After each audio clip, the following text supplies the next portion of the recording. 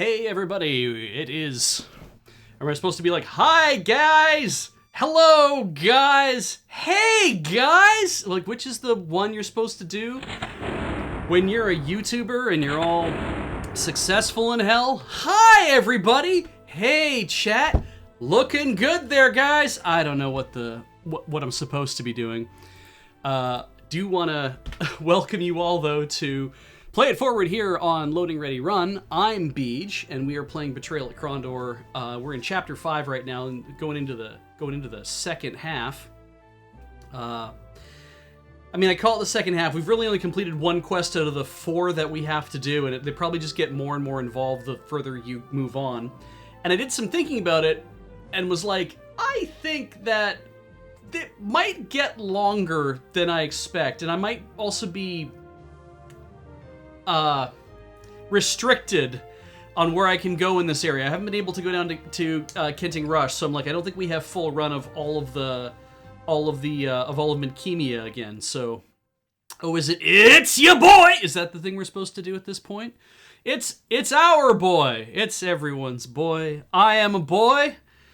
I want to thank everybody for showing up tonight. If you are watching us on YouTube, that's great. And you go from the YouTube channel you're in, if you go over to our other YouTube channel, youtube.com/loadingreadyrun, you can back the YouTube memberships. Subscribe and like and do all those things, but backing YouTube memberships, that's a financial way to support the channel. Another financial way to support the channel is if you're watching it here on twitch.tv/loadingreadyrun. That is to get, subbing and the bitting and all the things you do there. And I believe because we're in the month of Pride, the Prideliest month, I believe it is cheaper to get a sub right now, or at least to give out gift subs as well. That stuff's all over Twitch's website. You'll figure that out. On top of that, there's the Patreon, patreon.com/loadingreadyrun. All the 2,500 odd people who are there supporting us. I really do appreciate all of you, and all of you on Twitch and YouTube and wherever else as well. That goes a long way to keeping lights on, food on tables, paying rent, paying mortgages, paying to have internet in people's houses, but also at the moon base. Sorry, that just kind of gave me a flashback to, you've had a lot of phone calls with TELUS recently, have you, Beej? I'm like, yes, I have had a lot of phone calls with TELUS. Hasn't that been fun? But there's also the store, the merch store, LRR store, store.loadingreadyrun.com. And it's, like we said, the Prideliest month. If you were around for the, are we saying, because it's Pride month, and I feel like it might get muddled. But are we supposed to say that it's Gay Pride month, or is it Queer Pride month? Is it LGBTQ? And also then I feel weird because it's like, is it supposed to be Two-Spirit, like 2SLGBTQA plus? I know that it's important to represent, and I'm like, if Pride Month is okay, if everybody knows that capital T Pride means that I'm going to just go on and keep saying that. Two-Spirit goes at the end. I've seen places where it goes at the beginning. But anyway, that's interesting. On the shop, we have a Pride shirt. We have a Lure Pride shirt. It is the Lure logo in a beautiful rainbow. LRR.cc/Pride. That'll just take you there. LRR.cc/Pride. Take you there. We're getting more of those in. Also, if you're into the Road Quest water bottle scene, that is those are being reordered, so they'll come along. And but also, if you had pre-ordered on the store the Season 11 DVD set or Blu-ray set, or you backed it on the Kickstarter, a lot of you are getting them already. They're not on the store yet. All the extras are not on the store yet to be sold. And I did go through the Kickstarter and find more people that hadn't been messaged specifically. And I am trying to figure out how I'm going to message everybody, because there's restrictions and how when you run a Kickstarter and it's been so long ago and all those kind of things. But if you know somebody who backed at a large amount and they're waiting on theirs, or if you are somebody who did that, contact the customer service department at it's LRR store at pmcfulfillment.com. and they will help you out because they should have everybody's names, and I'm going to try to find everyone's contact details and make sure that we can contact people. But these are super cool. I'm glad that we got them done. Graham put in a ton of work over and over and over again just to try to get everything laid out the way, because there's so many. Making DVDs is one thing, and that's difficult in itself. And making Blu-rays, never again. Never again shall I fall victim to that. Let's get on with the game. It's Play It Forward. We're going to restore our most recent game, which I believe down here is 64. And what we were doing is we had finished the first quest and we were on our way to do a second quest. Is it morning? It's morning. Great. Not everyone's healed up. You'll remember James and Patris and Locklear. We seem to have enough space in our inventories that it'll be okay to deal with this for a while. And I bet you we don't have a whetstone on us. That's fine. Yes. And to catch everybody up. James is doing pretty good. And Patris sucks. And that's not just to do with his overall health and stamina. He was only ever really good at the one thing. And I mean, we need to get that defense up. I'm probably going to have to start having him chug Dalatail milk all the time, which means we're going to have to dupe that. Do I have, how much do we have? We have 2. We could start duping it at some point. But it is where we is. And the next thing we have to do is we have to move on towards Den Camp. And I was looking at the map previously because I was like, well, where is Den Camp? And I'm like, Den Camp on the Teeth is right here. But I'm like, but we're heading south of it. And I don't know how we missed it at all. So I think we're going to... I don't know if it's because it actually is further south and it's just weird on the map, or are we going to have to turn around and go back for it? And I think we're just going to quickly turn around. There's everybody we killed. Aren't we good at the job that we do? We're just going to turn around and go back and look here briefly. Because this is not Den Camp on the Teeth. And it's the Widow Hathgate. We've already talked to the Widow Hathgate. That's great. And if I look in the thing and look a little bit more, see, now we've moved well beyond it. So I think we need to actually continue south. Because the Diviner's Halls are... we were supposed to pass the Diviner's Halls on the way to where we're supposed to be going. And there's probably going to be a fair bit of fighting to do around here. Oh, there's a hole, though. We can go look in a hole. Sure, why not? We'll sell all this stuff when we get to another place. Damn it.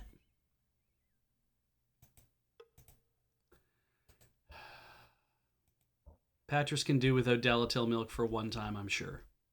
Great.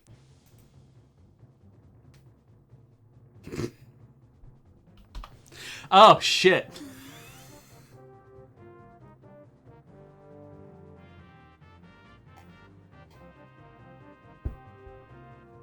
What an unusual position we find ourselves in.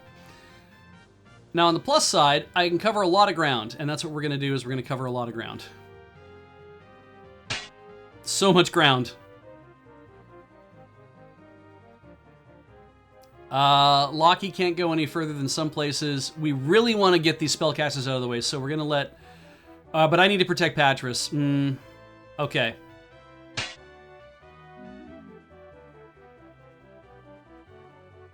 And Patris... What can Patris can do nothing except zot some guys with his staff.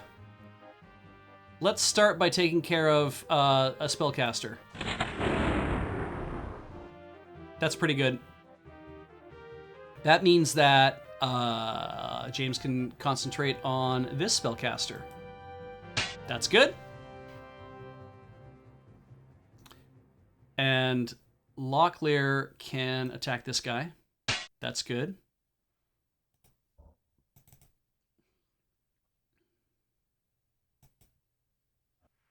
Could not attack that dude. He was immune to that, so... Damn it.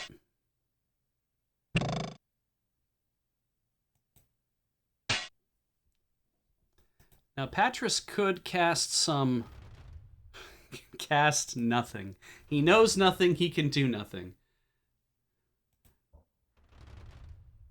I guess we'll blind some dudes just so we can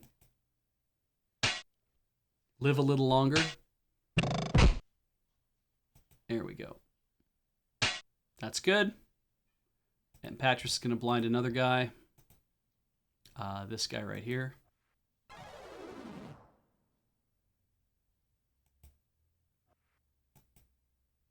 That's good.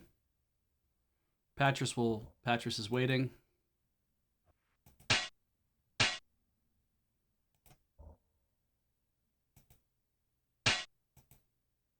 That's good. Oh, right. Must not be holding metal. I think that's needed for lightning. Yes, arc light.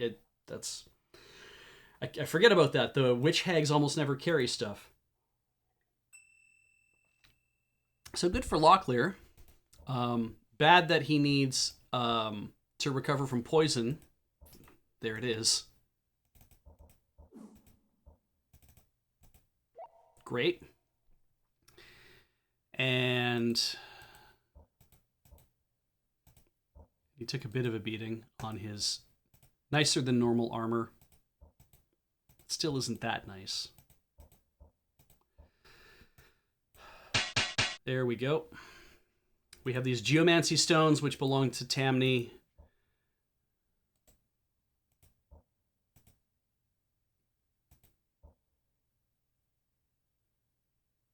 I think we're fine overall for the time being. We have so many of these. We have so many rations because we have been trying to. We've been camping every time we do stuff. There we go.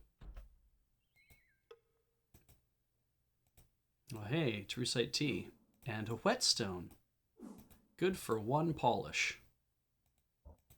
Well, might as well let James practice his weapon craft. Excellent. And more rations.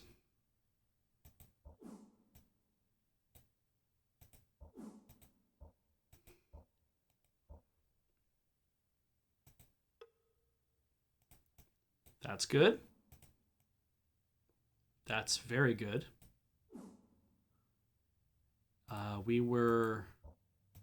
think we were engaged in the pursuit of fixing stuff.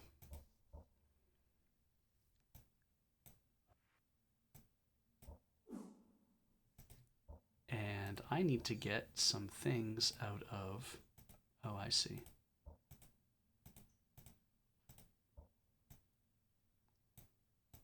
Drag this one over to here. Put that on there. Nice, that frees up some space. So he can armor craft here. Sorry. I'm not watching what I'm doing.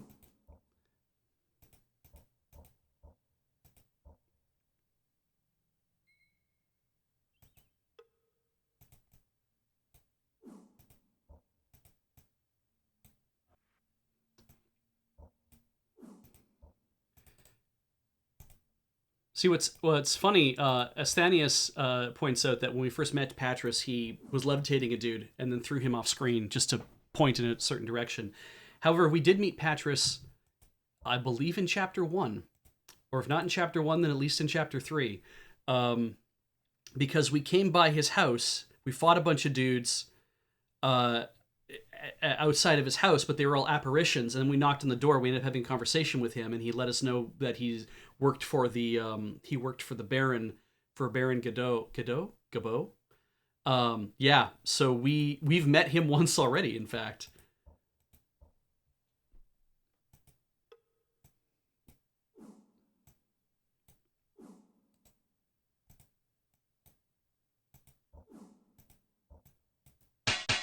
Nice. Now we're just going to trade swords. Technically, that's actually Locklear's sword that we're carrying now, but whatever. Oh, we've used up our hammer. That's no good. It was not Patras that gave Owen his lightning staff. That was another guy. Shore, I think his name is. Shell? Shoren? 93, 98. 97. Okay. All right, well, we can't get clear of that, so we have to go back this way and go around.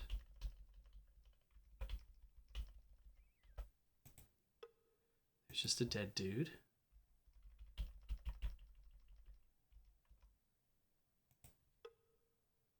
There we go.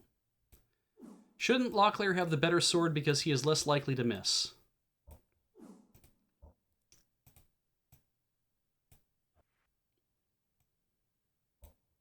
That's a good question.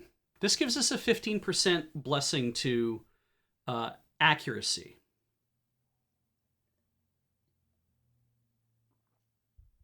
Does it not? Because if it does, 15% better accuracy is going to help James have a chance to actually hit all the time. Whereas Locklear is like at 98% and he's doing like 10 beyond that. So if we're getting a 15% bump because of that blessing, it's gonna be better for James to have the blessed stuff. And sure, we'll give you that as well.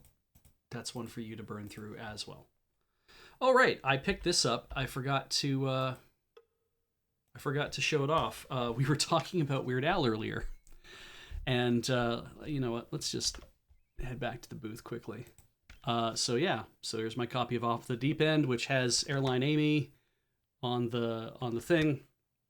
It was fun actually, getting to meet Weird Al and having him sign all of my CDs.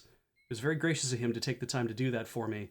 And when he was opening some of them, in fact, he was surprised. Like, it was kind of like, it worked out as kind of a fun thing for him in a way, because some of the CDs he'd get, he's like, what is this? Like, he was just kind of surprised. He's like, I don't remember, like, the food album design in Canada is not the same, I think, as it is in the States, but also the design of the Much... There's the Much album that we have up here, and he's done Much Al or whatever. He's done the Al TV thing, but he's done it for Much Music before.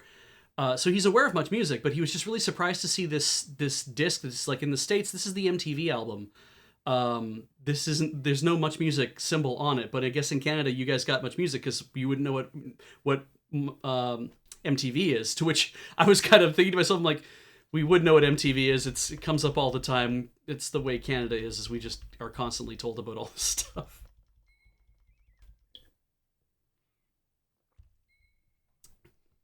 But yeah, it's like, yeah, we can't escape it. He was a very nice guy, very accommodating for a 14-year-old nerd who showed up to his show with 15 CDs in tow and a backstage pass. There we go, Den Camp on the teeth. James pushed on the door of the barn and it refused to budge. Despite the fact there were no locks visible, the wooden door remained securely closed despite the group's repeated attempts to push it open. Finally, after a great deal of struggling, innumerable cryptic curses, and with a giant whining screech, the rusted hinge is released. Ah. We just opened a barn. The Baron wants me? Ah! That's where Tamni is hiding. Whew. I didn't expect to see. I didn't think anyone would. Look at all the tuning pegs on this. There's 5 there. There's 5 there, but I feel like that's supposed to be a 6th. Like, this is 11 strings, but I'm like, normally you do 12? But, well, whatever. Oh, right. Still on booth cam. Thank you, guys. Thank you for saying something.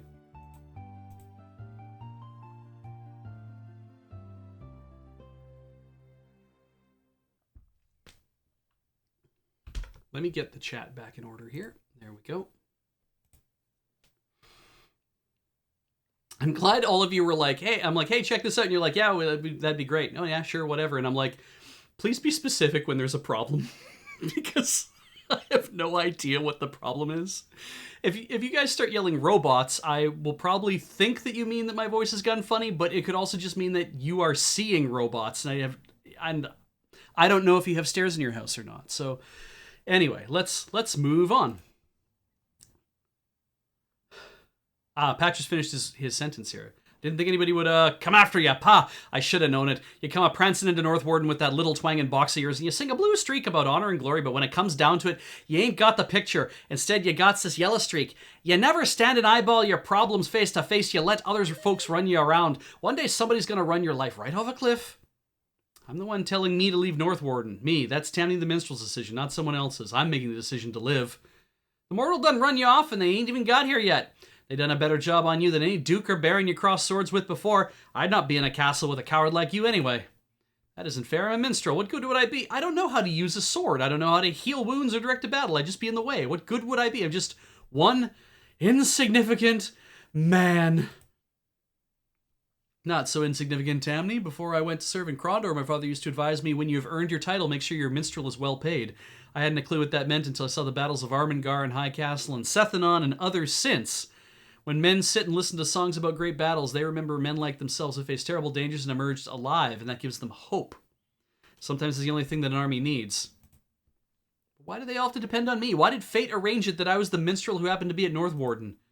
We aren't going to force you to go, Tamny. It's your life, your decision. If you choose to leave, that's your own business.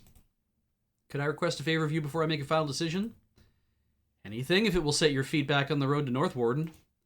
There's a cave not too far from here that's known as the Diviner's Halls. Within there are several small stones called pattern stones by geomancers, which can foretell a man's future. If you return with one, I will make my decision. Geomancy. Should have figured you'd go in for that hosem-posem. Just another way for something else to make your hard decisions for you. Quiet, Patris. Quiet, Patris. We'll see what we can do, Tamny.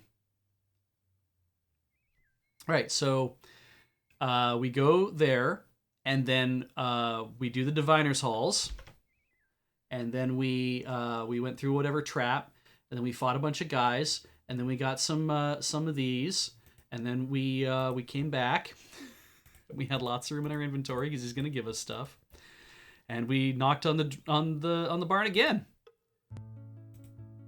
Did you go to the Diviner's Halls? Did you bring back a pattern stone? Don't get yourself into a tiz, Tamny. We got your silly rocks. Now you walking back to North Warden, or are we dragging you? I will walk back myself after I've studied the rock. Tell Baron Gabot that I will be there soon. I think he will be rather more relieved than you might imagine. Oh, and why is that? Before I was off for the castle, I had it in mind I wasn't to leave until I had at least made some provisions that I could survive. Even assuming I slipped out of the castle without notice, there's still the issue of how I would pay my way until I reached a safe haven. So after a bit of investigation, I found the treasury. It was being guarded by a fellow by the name of Corby, a fellow who's tryst with a certain girl by the name of Thea. Oh, hey, I have had the vicarious pleasure of orchestrating over the past several months. Oh, that's nice. Once I had convinced him that she was awaiting him, it was a simple matter of slipping inside and grabbing up a pouch. Not as if the Baron's missed a few golden sovereigns. I think he's involved with other things at the moment. Exactly as I was thinking, but it seems that what I picked up in the dark was worth rather more than a few dozen sovereigns, several hundreds more. Once I realized what I'd done, I became terrified of going back. I could see why, but when the Baron told us to come and get you, he made no mention of missing money. It's entirely possible no one has noticed the missing funds as yet. You can take them back to him. I can't. Even if I return them, the Baron will be aware that Corby left his post open for me to plunder, though I can't say I've behaved much like a friend to him. I don't wish to betray him twice with the same crime. Actually, I have something of an admission to make. He's the reason why I asked you to retrieve the geomancy stones for me. They aren't worth much, even to a gems dealer, but they can be used to make an attractive stone for a wedding band. For Corby, of course. So you've been considering returning all this time, but you wanted to wait until you could cover all possibilities. All but one. I was wondering if you would take the pouch of diamonds and hold on to it until after the battle was over. This way no one gets hurt and we can all do what we need to do. Tell them you took them off a dead Nighthawk or something. When you go back to the castle, it's a possibility they will search you since your behavior's been a little odd. I'll take the diamonds, but I'll worry about how I will tell him later. My only concern is that you return immediately. We have other things we need to be doing for Duke Martin. Done. I'll see you all back at the castle. Don't be too happy about this, Tamny. You and I will have a big score to settle later on. Don't let yourself get killed getting back there.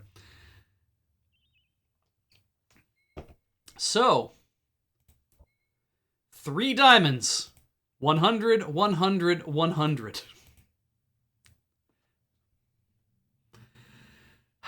Now here's my favorite part. In the guide it says, he will reward you with 3 diamonds. Sell each of these in the Den Camp shop.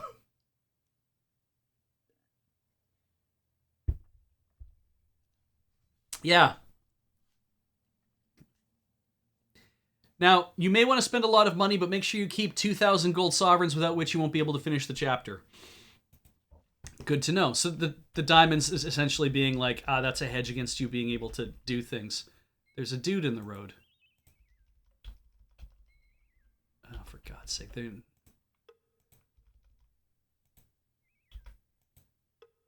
I can get in the tavern. This'll be fun. Ah, right. Yes, barmaid.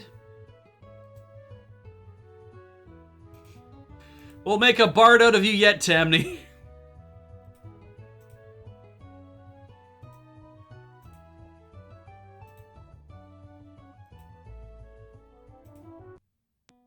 Or Patris, that's his name.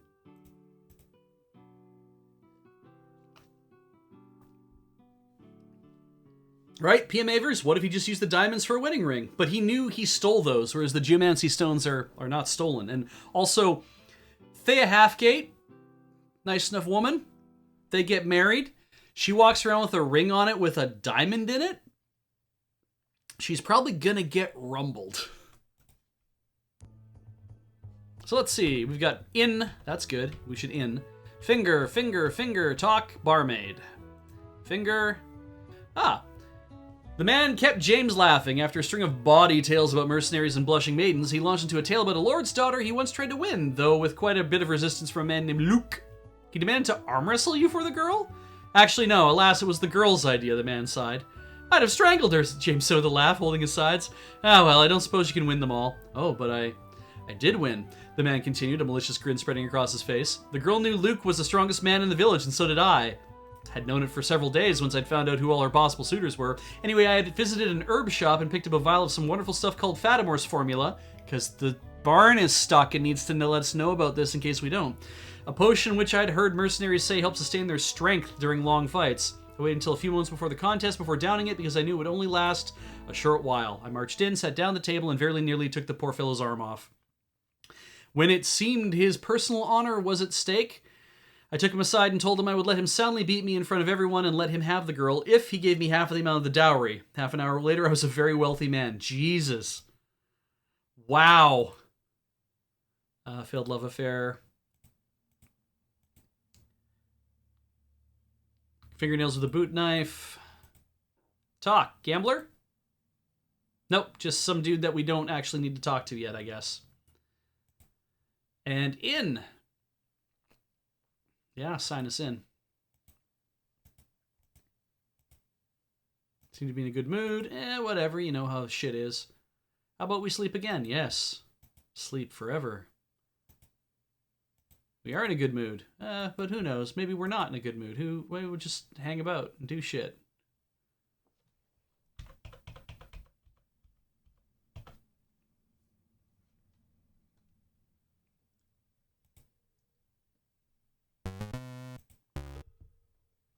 Ah, so it thinks I'm clicking on the tavern.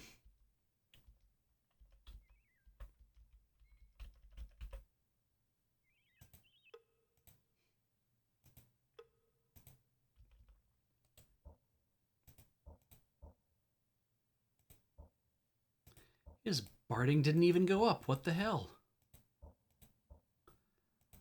Don't know why I...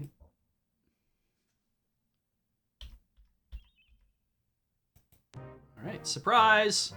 Just have a fight in front of the tavern. I want to... I'm gonna...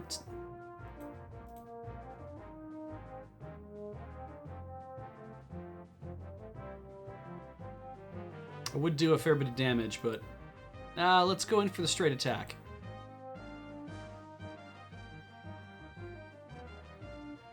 And we'll take on this guy.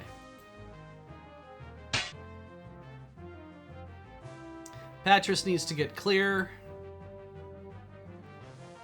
James is gonna fight this guy. Lockie fights this guy, also moves in front to kind of block me a bit. Patras gets stabbed really heavily, so I should have Noxoed this guy. That would have been a better move. Oh, James can make a run for it. Let's see here. That's good. Locky. That's good. Patras blinds this guy.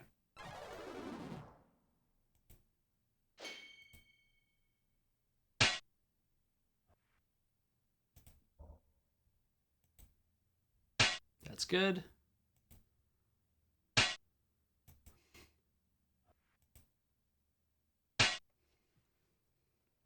Good. Locklear is again on fire. He's heating up.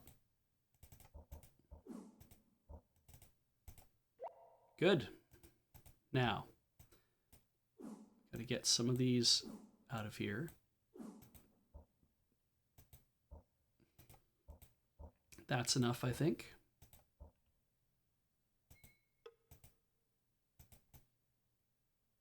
Let's polish up that weapon craft.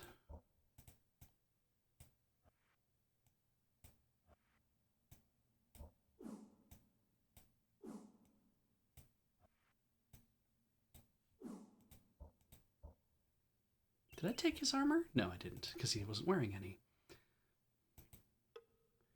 Oh, that's good news. We do have bodies to dupe it on, you're right. We should probably dupe that milk.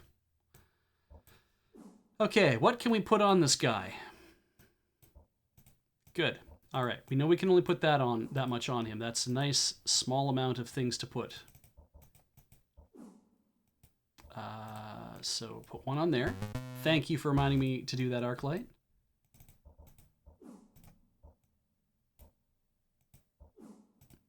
And I'm going to give that to James. And then I'm going to give that to the body. He gives water to the dead. There we go. That's probably lots.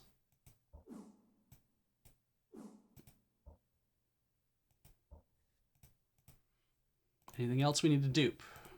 I don't really feel like we need to dupe the tea. We can't dupe the tith's piss. Got 24 and 24.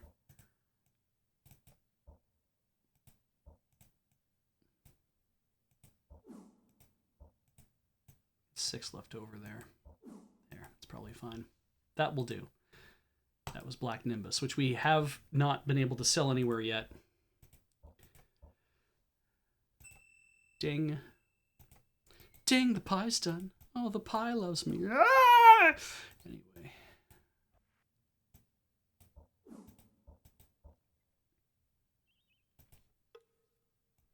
Can't do anything with that. I feel like we are desperately overburdened with rations. Just an absolute glut of them.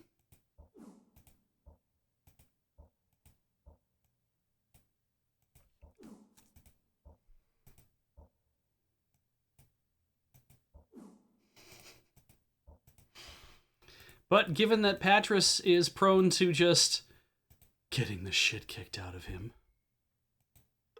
No. I want this man. No, not this man. This man? That man. I have that man already.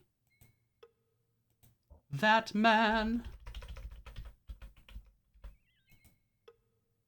Ah.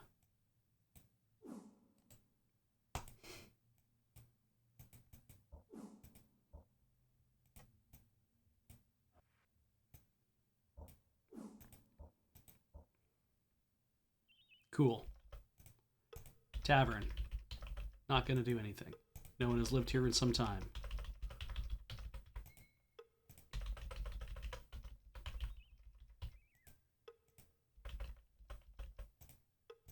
A bell rang. Ah, it's a grumbling magician. Oh, perfect. We're going to, we'll drop a bookmark for this one. We're gonna sell Black Nimbus, and then we're gonna buy it back. And also we can buy a new lightning staff if we want to, but so far we don't need to.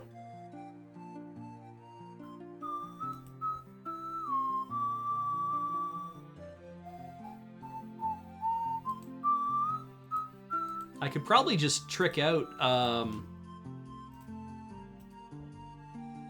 yes, there's a bunch of this other stuff. Okay. Let's, yeah, we have 31 charges left in our staff so far, so that's pretty good. We're gonna sell Black Nimbus, which apparently is not worth that much to this guy. We're gonna buy it back. Probably won't haggle. Didn't think so.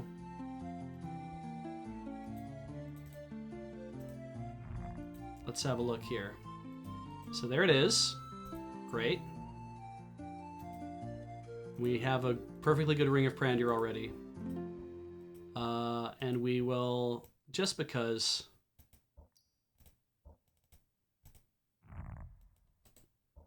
The other one's Night Fingers. He doesn't have Night Fingers. And I don't think he has Bane of the Black Slayers, which is probably not that important, but...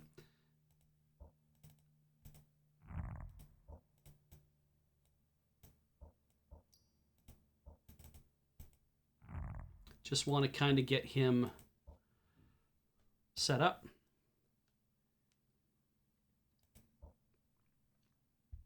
Now, let's sell a few things.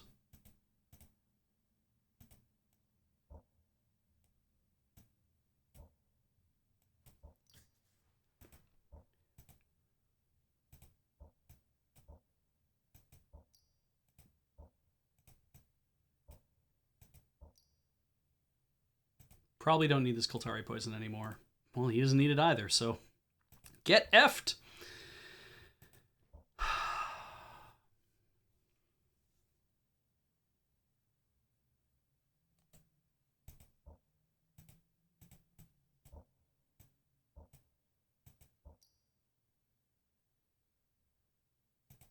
I guess we could. It's probably just fine to sell all these diamonds at this point.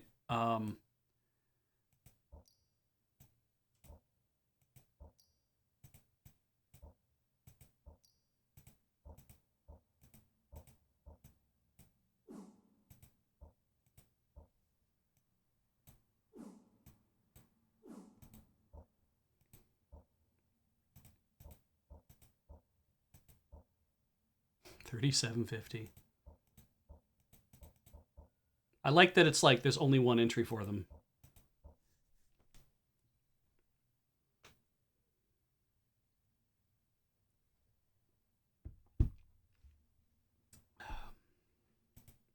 I think we're good now, though.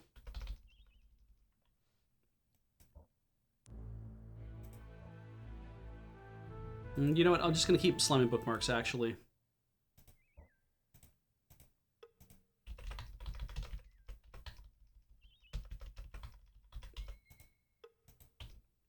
You know, you say we've been here before, but you haven't, I'm pretty sure, James.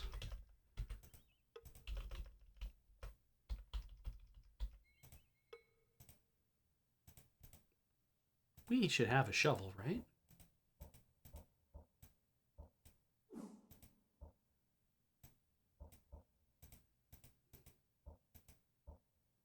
Do we not have a shovel on us? Interesting.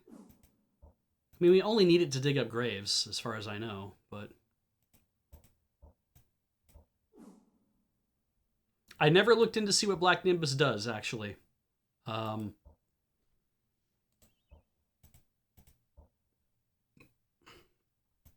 Is it one of these spells? Nope. It's a spell cast in a fight, apparently, so... Alright. Oh. So we're going into a fight, apparently. How are we doing on health? Are we doing so good that we couldn't just go back to here? Go back to the inn. Stay overnight. Somebody stole some money from us. How would we even know? I like that it's not even counting royals anymore. It's just like, you have so much other money. I can't.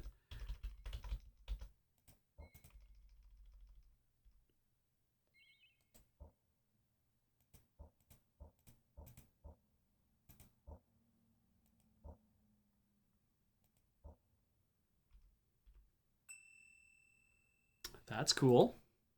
I guess when it's... I guess we have... Did we give him weed walkers? He does have weed walkers on. All right. There we go. We didn't see it coming. We totally saw it coming.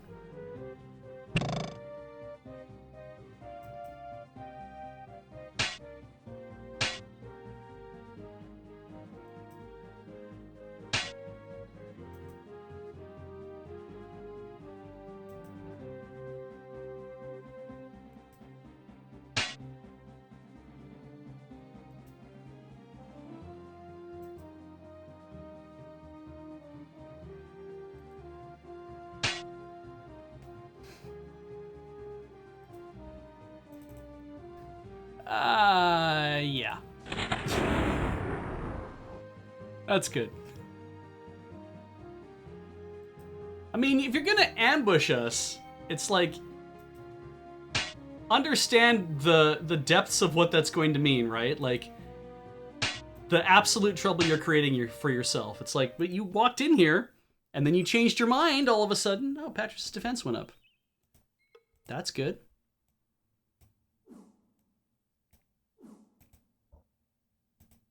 I didn't even check to see what Black Nimbus did there also, which I probably should have.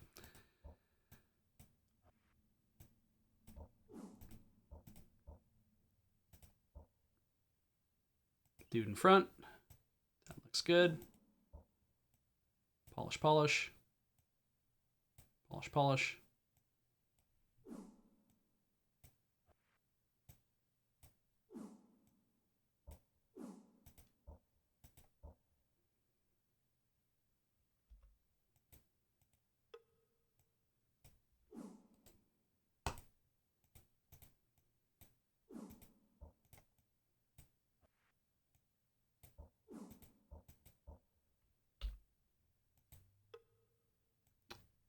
We have exactly 13,000 sovereigns, and I'm going to ruin it by doing this. Yeah. That's the stuff.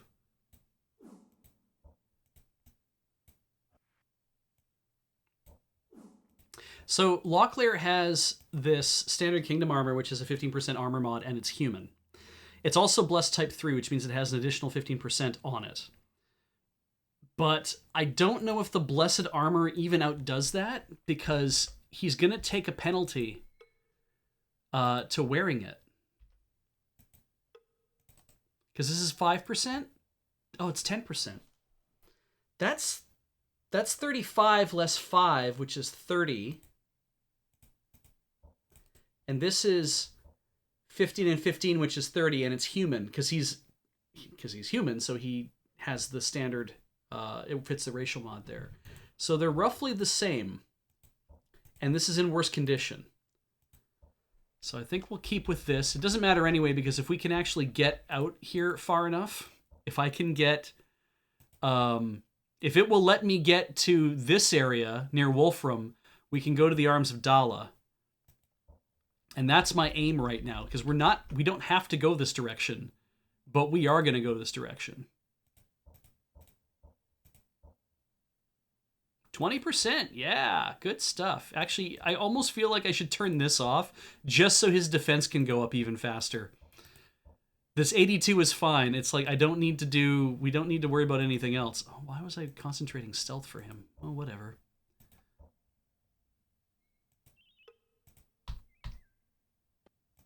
They were not surprised. Can you get beside him? No. Fuck.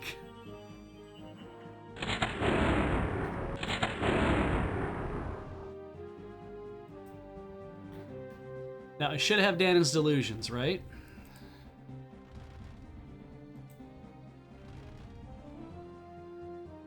That's not what I want to do, though.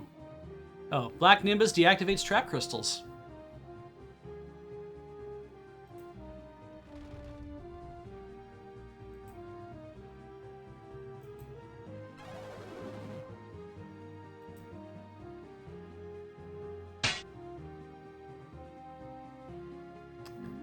It feels like this is gonna suck. All right. No. You know what?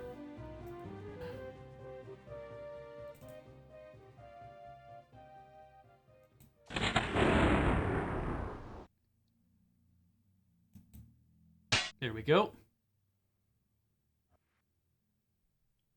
You just keep doing that to him, and I'm just gonna keep. As we've discovered, you can't lightning a mage unless they're carrying, unless they're carrying metal. So, gonna wait that one out. All right, and how is good at long last? They don't have anything on them.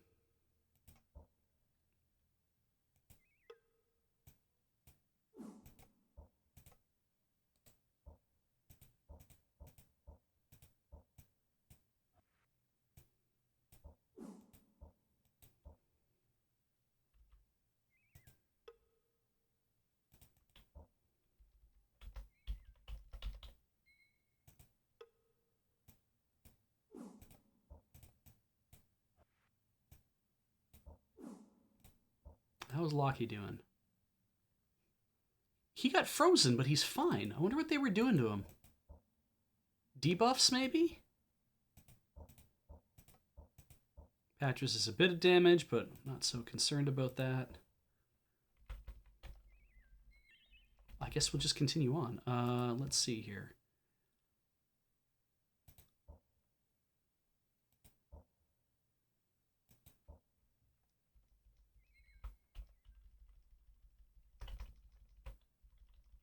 Have we been in this area before looking for stuff?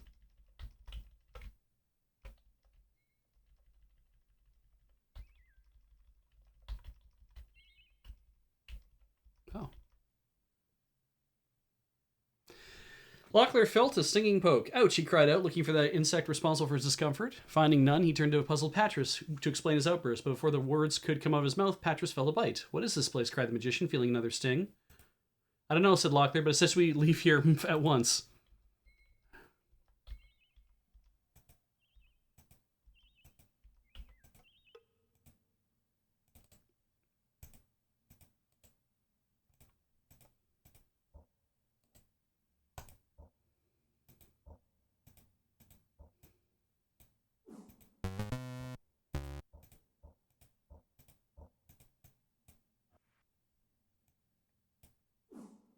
I think this is fine, actually, isn't it? Yeah, it is.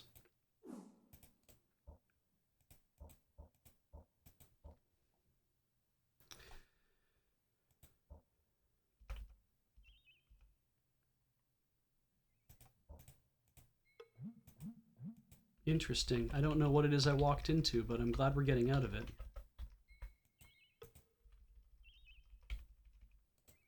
We are fine.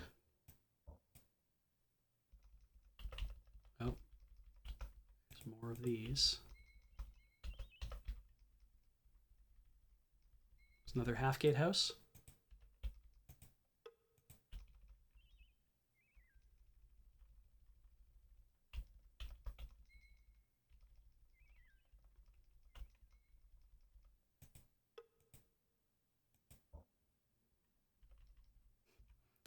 Yeah, I like that. Arc light. If you were bitten by insects in chapter 5, turn to page 119. Damn it. How far along are we? That's gonna be the temple. Arms of Dallas just passed it. We can't go any further. I bet you I can't even fool it.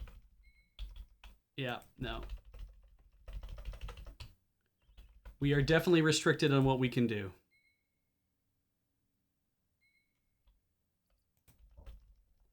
On the plus side, we've made it back to town during nightfall, which means we can go in, have an inn, and stay.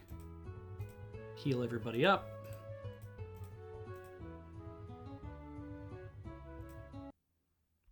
And we have to go back to find Duke Martin.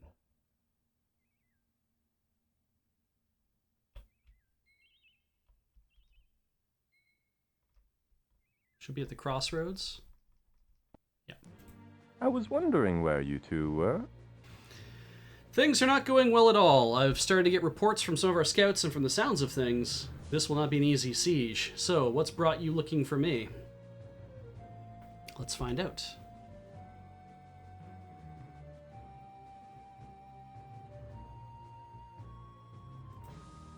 Goblins!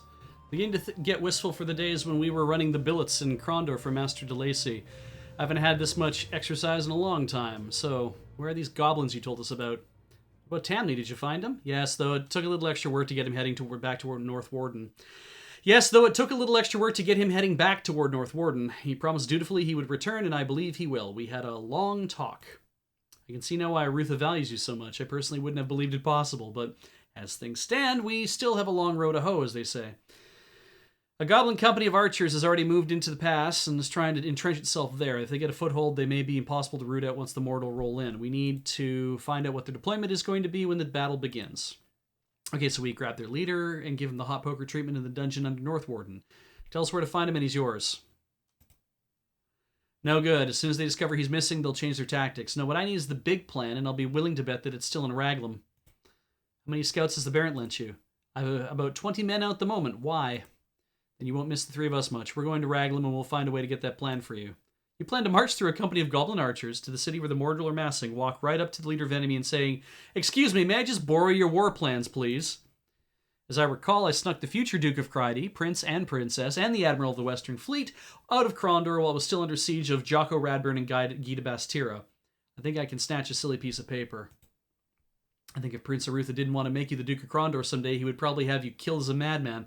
All right, then, get me... That's what they used to do, just kill madmen, I guess. Wow. All right, then, get me that paper, but be careful. I'll be waiting for you. And that's it. Go to Raglan. Back to the battle. Be careful. We will. See you later. Bye-bye. Go north. But instead of turning east towards...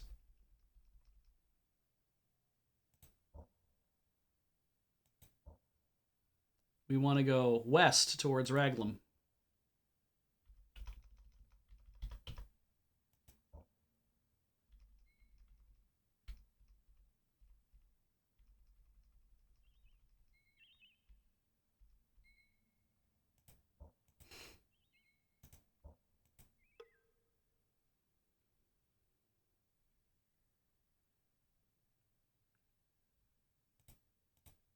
Put a bookmark down.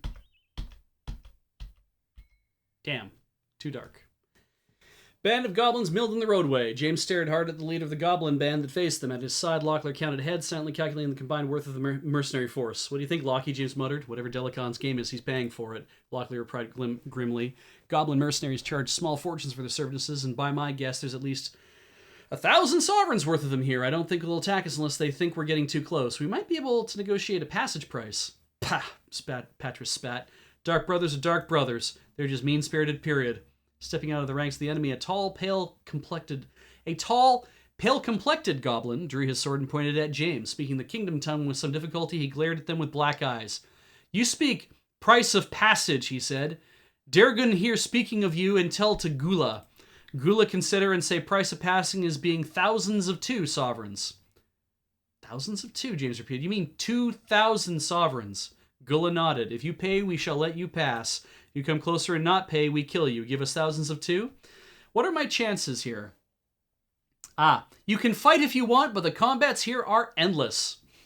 Yes, let's just give them 2,000. James produced the required amount. Throwing it at the feet of the goblin, he waited for it to be collected by the scrambling mercenaries. "You promise passage," James said. "Yes," the goblin replied. "We not fight, nor shall any or company you meet. Tell them you paid your way at Gula's command. We will fight for your baron." Okay, that's a little different. Huh.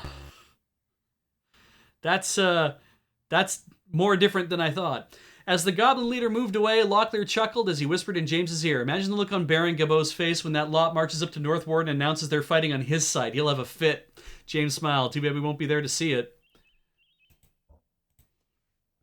But why not sleep here? Goblins halted them. Gullah said we could pass, James said, shouting out to the waiting band. You have a new contract with us. Bewildered, the goblin hordes argued amongst themselves, the leader at least shouting for silence. You pass, he shouted back. If Gullah say we obey, you will not be harmed. But we're not going to sleep here. That's threatening. The wind howled. Eyeing the gap which was the mouth of North Warden Pass, James turned to Locklear and clapped him on the back. So, how about a little fun, old friend? You know, I've lost friends every time I've gone into the Northlands, Locklear replied coldly. Bronwyn, Captain Moyet. James nodded. Sounds to me like you got something to pay them back for then. What do you say we go stir up trouble with Delicon's troop in the Northlands? Yes! They marched in silence, fearing that the sound of the kingdom's speech would carry in the cold. They moved as quickly as possible through the treacherous North Warden Pass, each steeling himself for the difficulties that lay ahead as they surveyed the snow-covered landscape. I would like to walk in the daytime, please.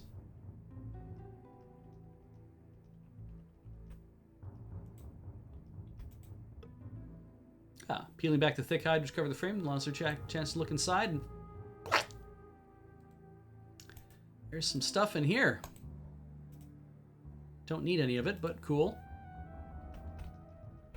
Is there one on the other side of the road? There is. There's also some campfires.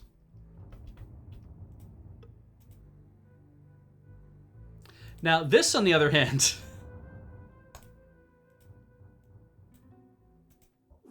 This is, 25 and 15, that's 40, so 35. It is technically better than what I'm wearing.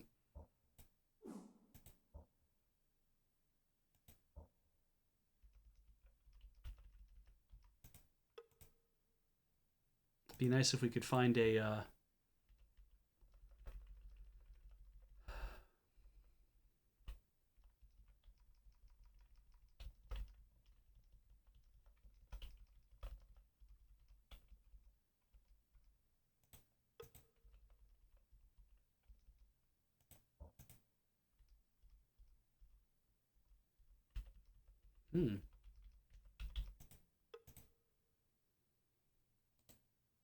This is 2, right?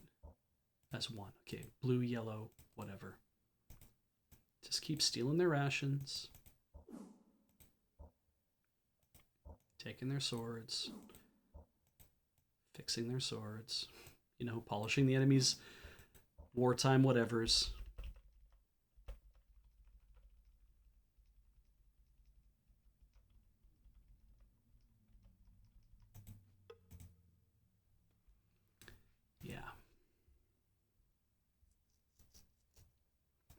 You know what? It is actually time for a break, roughly. So we're just gonna put down 65. I'll leave you on the sinister music, and we'll come back after commercial in about 3 minutes. Take care.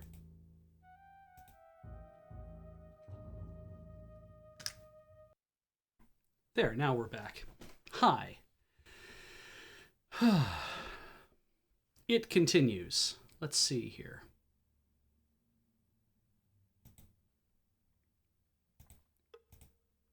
Looking inside for stuff. Keep finding so many things. Oh, and we have completely avoided a fight. That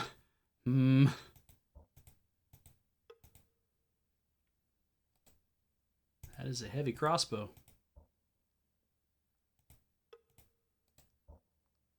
How's everybody feeling?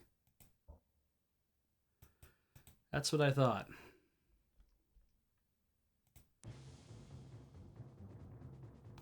Those guys seem like jackasses. Oh, why did I do that?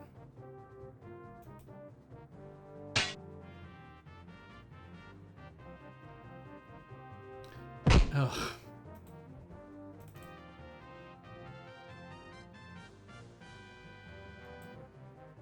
Okay, they're not carrying any metal.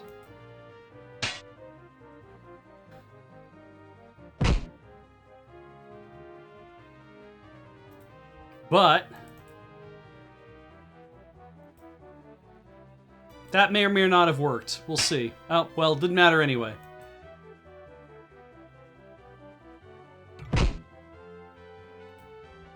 Can I despair their eyes? Maybe I should have done that earlier.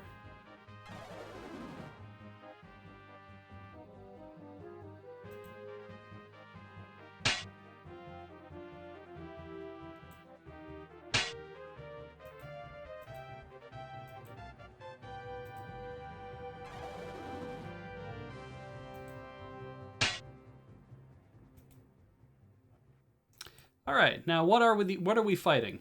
Rhyme giants.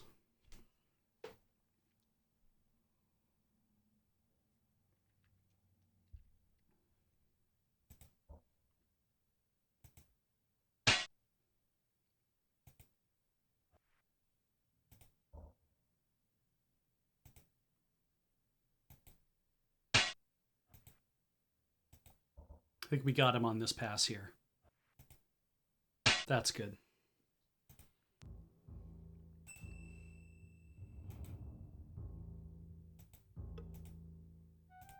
Carry some stuff and some rations. Okay, I think we're going a little bit over the top on the ration thing. He said as he dragged them all into his pocket anyway.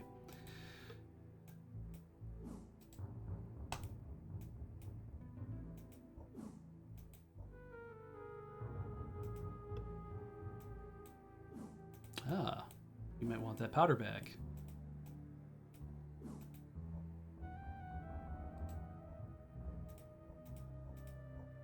Strength went up, looks like. Defense went up, that's good too.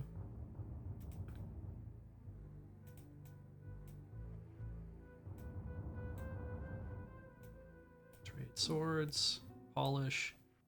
Trade swords back. Excellent. Excellent.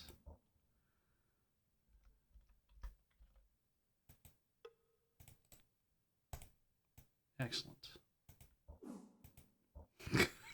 We're going to be good for weeks.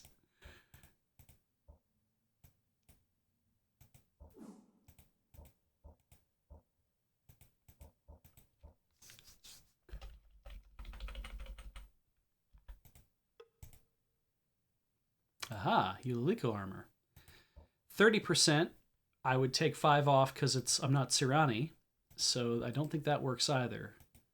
Because this is currently 40 less 5.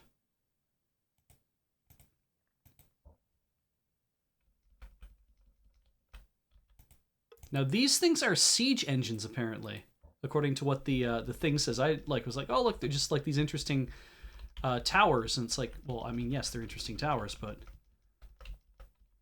they're siege engines.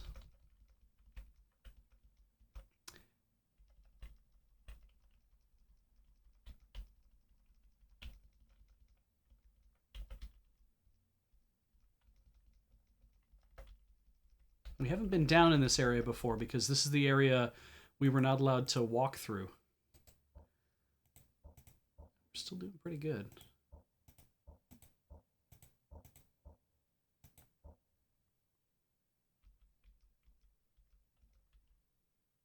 Ah, they've seen us.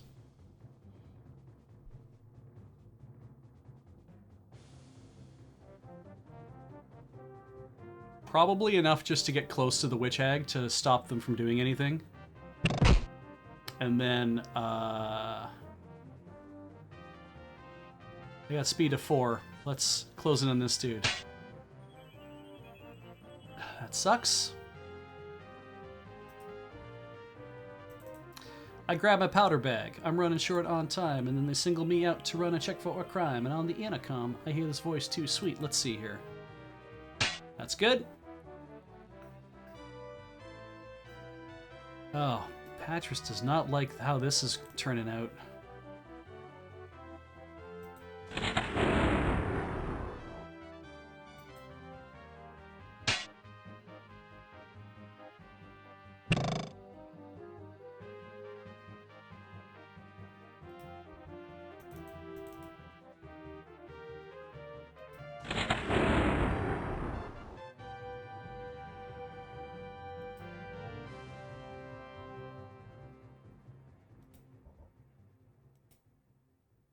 It's good.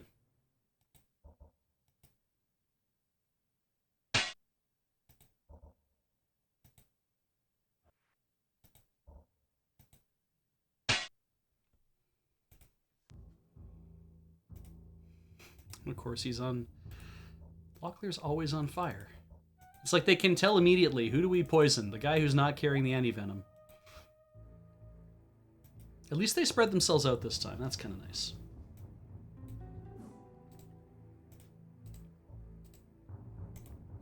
There we go. Our old friend Clerical Oilcloth.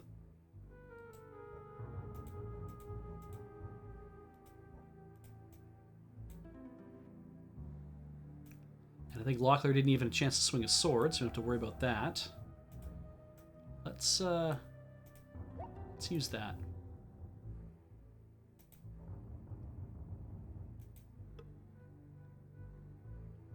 Hang on. But this looks so the same. For a second there, I was like, wait, did we actually? Hell yeah, I'll take that.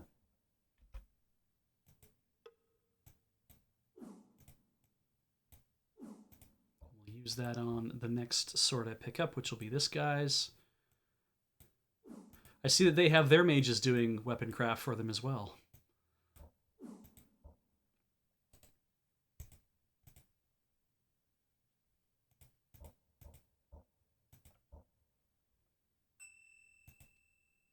Good. Glad to see it. Getting so close to 100%.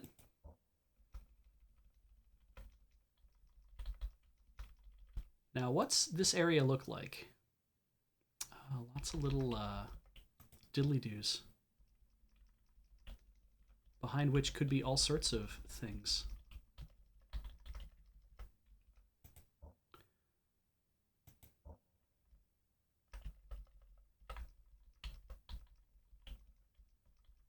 They're not interested in giving you many boxes to look at right at the moment, are they?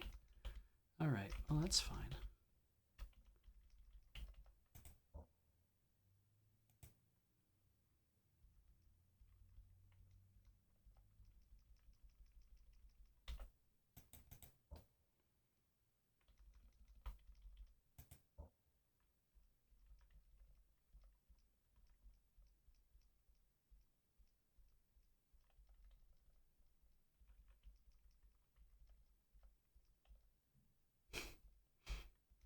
Dibs. Shotgun.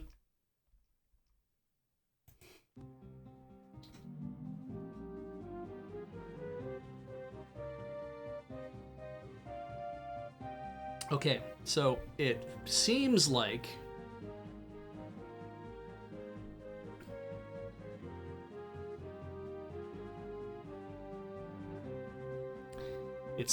the thing to do is this.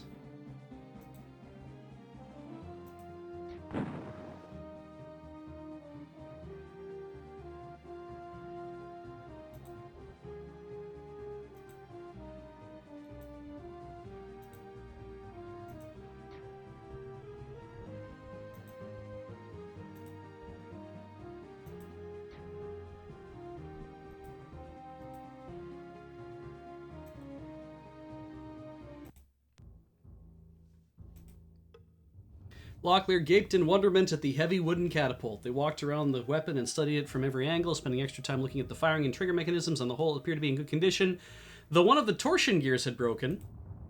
Mortal must have built this toad-throwing toy to annoy the Baron and never get it up the pass before old Grumpbucket shot him down. Perhaps, but it's of no use to them now that...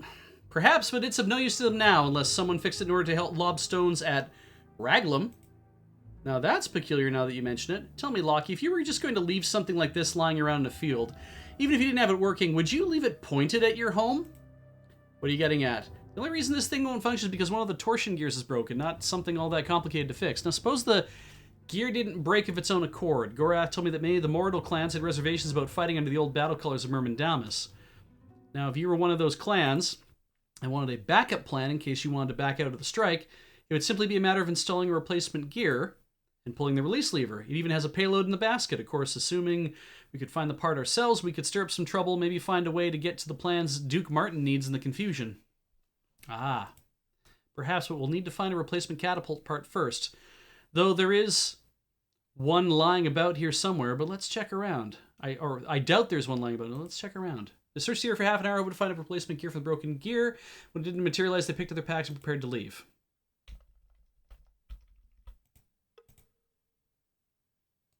See, now we're looking at 45, 40.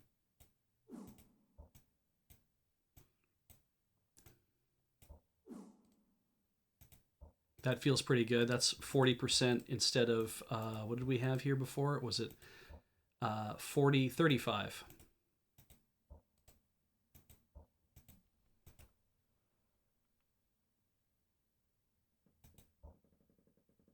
Mm-hmm.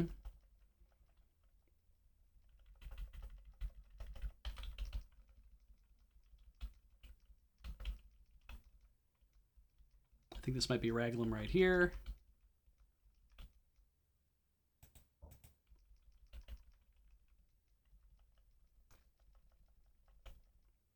There's some tents. An old mortal answered their call. Despite the unusual group he found before him, he allowed them into his tent. He spoke to them in the kingdom tongue. Were things you wear taken by combat, or do they represent true loyalties? Locklear spoke quickly. We are from the kingdom, but we bow down only before two powers, gold and silver. The mortal was either satisfied with his answer, or he was too tired to carry. He motioned for them to sit down. After a short conversation, they found that he had come to Raglan to die, too old to travel with the rest of his clan, not willing to stay alone in Raglan. He had resolved to wander off into the forest and let his life slip away like the wind in the trees. Though he hated the mortal race, the conversation made Patras sort of sad. He was glad when they left.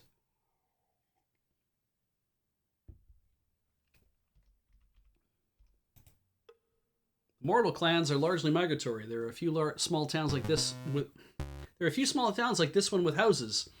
But the tent before us is a more customary dwelling, Locklear whispered. He called to the occupant of the tent but received no reply. The owner appears to be away. Perhaps you would take a look inside. Yes!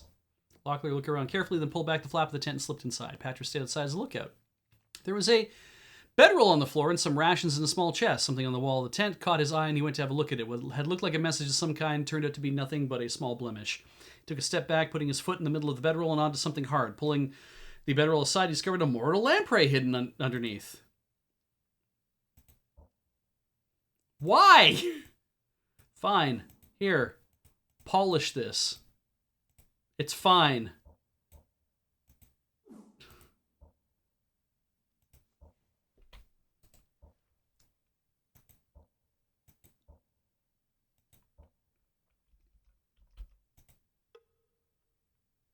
Though they were speaking in Moradel, the loud voices inside the tent seemed to indicate it was home to a small family. Moradel discipline is very strict, said Locklear, listening to the harsh yelling going on inside. Perhaps we should come back at a better time. Nobody's been living in that tent. Locklear knocked loudly on the door. Expecting a Moradel, they were a bit surprised to see a large bull of a man come to the door. He eyed them suspiciously and spoke. Mother of Ishap, look at this. Kingdom dog's looking for a bone. He sneered at Patras and then said with a snarl, you best go back where you belong. There ain't no work here for the likes of you. Now get. Rather than provoking a fight that could attract the whole town, Locklear agreed they should leave. That's fine. We're going to knock on every door in town anyway. Let's try the shop. Shopkeeper's like, yeah, fine. If you're here to buy stuff, I'm here to sell stuff. This establishment caters specifically to archers. Upon opening a latched bin, he discovered a stack of quarrels piled high like ricks of firewood, each meticulously tagged as to where it came from and who had fletched it. Look at that! So what do we have right now? We've got surrounding heavy crossbows on us.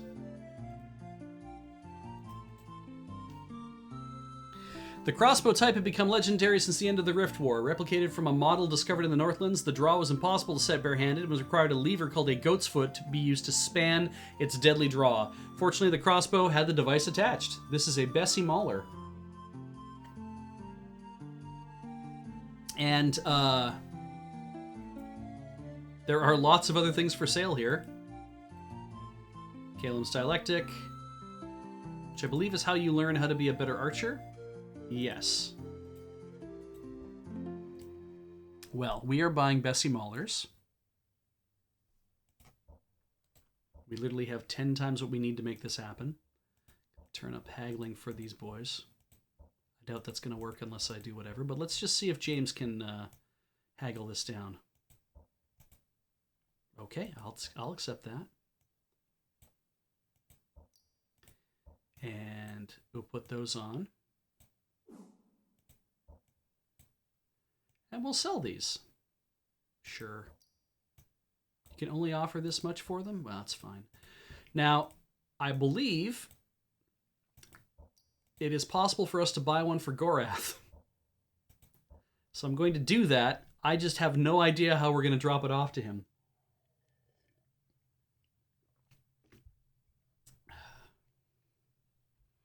Yeah, it's almost certainly going to need heavy bowstrings to repair them, which means we could probably just buy all the heavy bowstrings we need.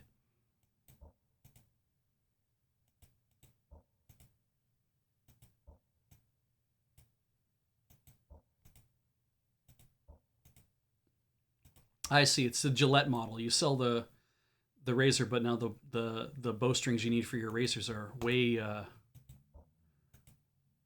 are the expensive thing you don't haggle on. Great, sure, that's fine.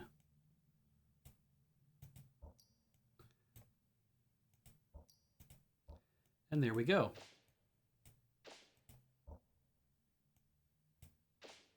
Restrung. Good as go. So yeah, we need to find a place to leave this extra guy, and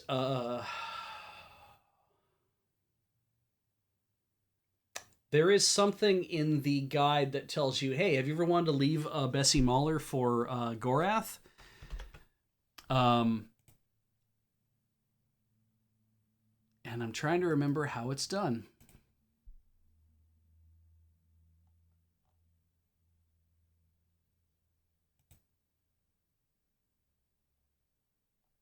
That's not it.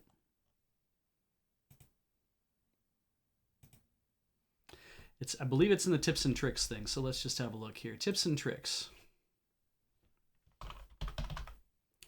Gorath can't find a Bessie Muller until very late in Chapter 6. Wouldn't it be great if you could get one sooner? Here's a way. So give Locklear, James, and Patras plenty of money, right? Yes. So buy them, buy a bowstring, repair them, have an extra one. Hey, why not buy lots of those flaming quarrels? Well, because the enchanted arrows are actually better overall. When they return to North Warden, go to the chests where you poisoned the rations earlier.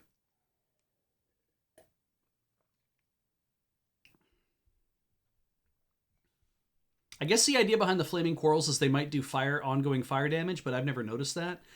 So yeah, go put his in the northernmost chest. It's the safest one. We have spy notes.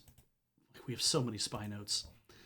We'll just drop a spy note in that chest, and then at the beginning of Chapter 6, he'll be able to teleport all the way up here to get his Bessie Mahler immediately.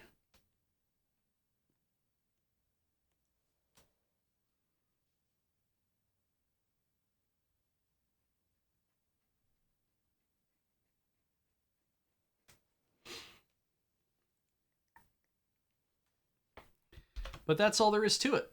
I just drop it. When we come back to North Warden, I'll just immediately go to the chest where we poisoned those rations, and we should be good to go at that point. So let's see here. Go get your Bessie Mahlers. Now let's have a look at what they do.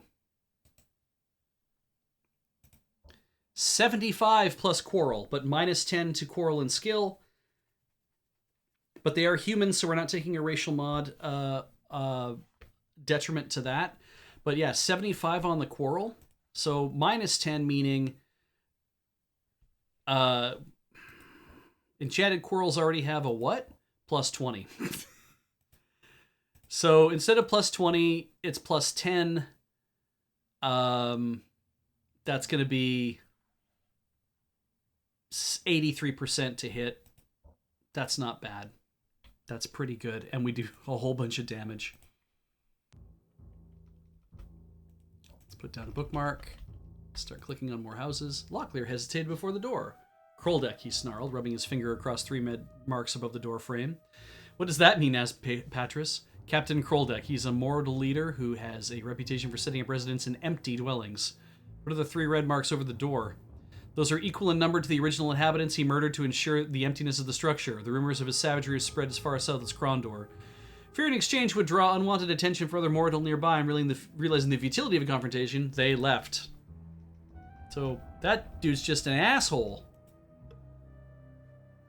A strange old elf appeared at the door. He glared at Patras suspiciously with upraised eyebrows. Yes? Did Iran the minstrel send you to sing for me?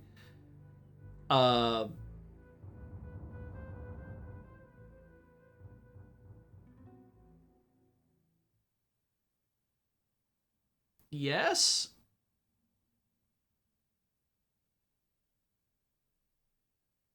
Okay. It does say that the tone-deaf engineer, which I'm guessing is this guy, next door to the tavern wants Patras to play the lute. In order for Patras to succeed, his barding skill must be lower than 40. So let's say that we're here to do that. Well, come on in then, he said, ushering them all inside. I'm very busy, but I work much better with music playing. Helps me think. What manner of work do you do? Asked Patras. The mortal scowled. You here to sing or ask questions? There's a lute over in the corner. Use it. So Patras has to play. As Patras picked up the lute and began to play, he was amazed by the huge assortment of gears, pulleys, springs, and other equipment that were scattered around the house. The mortal was obviously some sort of engineer. What is all this stuff? Whispered Locklear. I cannot be sure, but I recall stories of a mortal weapon maker whose ideas and plans were sometimes too inspired, even for Delicon. He was known to be a bit of a musician, though not a good one. He used to demand musicians play for him while he worked, only they couldn't play better than he, or, stop that racket! This isn't music you play! I could make better music dropping that instrument down a flight of stairs! Get out of my house!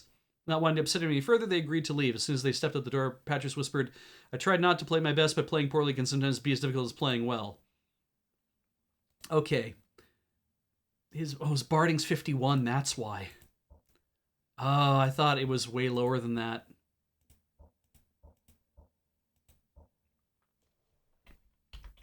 We need it to be low. So James approached the Mortal Tavern. So you really think we can just walk right in without attracting unwanted attention? Asked Patras. It's a trick I learned many years ago. Everyone will gravitate towards the simplest solution to any dilemma, he whispered, reaching for the door. Patras wasn't convinced. This is highly irregular. Look at it this way, James continued. We either have a legitimate reason to be here, or we're completely insane and we're walking right into the middle of enemy territory.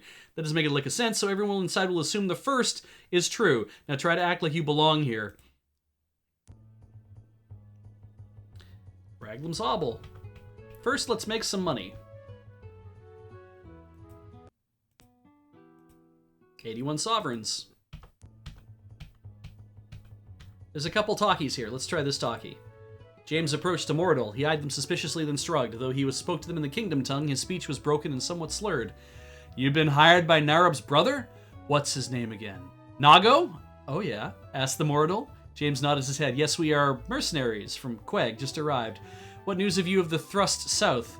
The mortal lowered his head, then whispered. They say Captain Krondor has got final orders for the move against Northwarden. Beyond that, I ain't got the faintest idea of what's going on. Now, Nago was that magician who we killed in Chapter 1 that was in that barn just before we got to Krondor. Well, I mean, when I say that, it was so close to us being to Krondor, and then we turned around and left. But he was in that barn, and they were the ones who were sending the dream shit out and, like, ruining everyone's sleep. That was Nago. Resigning himself to the fact that the mortal had nothing more value to tell him, James remained for a short while to listen, not wanting to attract undue attention to themselves. At last, he excused himself from the table. Right, we didn't train Patras in barding for that, but that's fine. We won't worry about that for the time being. Talk to this guy. The mortal approached them. Apparently satisfied with their story about being mercenaries from Queg, the mortal told them he was a trader who made frequent trips to several of the towns located near the border between the kingdom and the Northlands, explaining his command of their language. What can you tell of the push south? Asked James. Word has it that Captain Krondor received his final orders for the move against Northwarden Feudal. With our numbers, we have no hope of surviving the march to it and then breaching the walls. This kingdom baron will crush us utterly unless the engineers come up with something. Trying not to be too interested, James prodded the mortal further. Sigerson? The mortal stared at them strangely. I had heard he was killed in a Quigian battle near Palanque. I wouldn't know, James recovered casually. I've not been on foot for 8 years or more. I've been working in a press gang. The mortal replied, well, it's all a moot point at this moment anyway. Krondor has locked himself into his commandeered command post to work in the battle plans for a goblin offensive, and the engineer just sits in his house drawing up designs.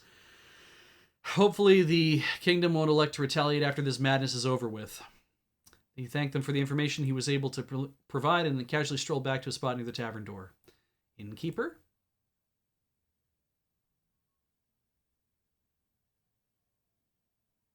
You know what? No, we're going to get drunk first and do this whole other thing. Barmaid.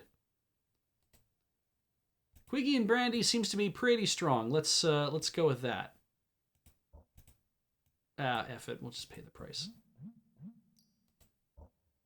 46. Oh no.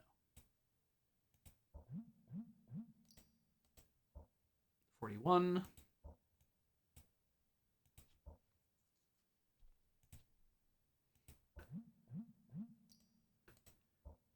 35. It has to be lower than 40.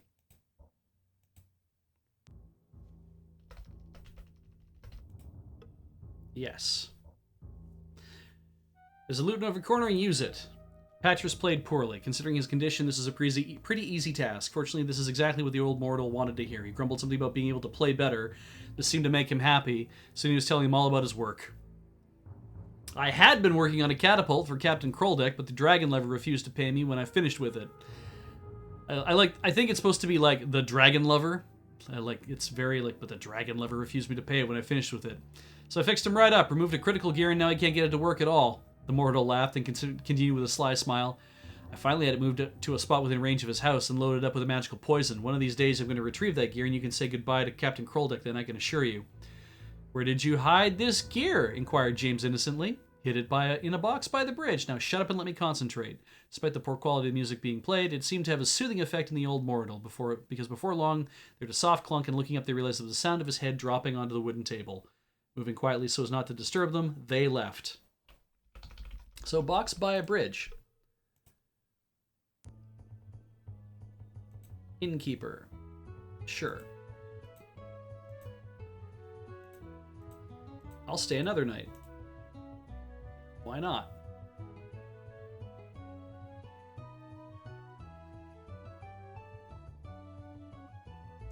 Talk to these guys again. Anything else? No. It seems to be all the same thing. Thing about the... Yeah, all that same stuff.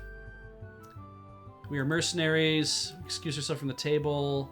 Nobody else has anything interesting to say. Talk, barmaid, innkeeper, bard, and out. And he is no longer... He had a good nap. He's feeling much better now. Thank you very much. Let's drop a bookmark. So we should probably get to a bridge. One sovereign. Ah, we're rich. We're rich.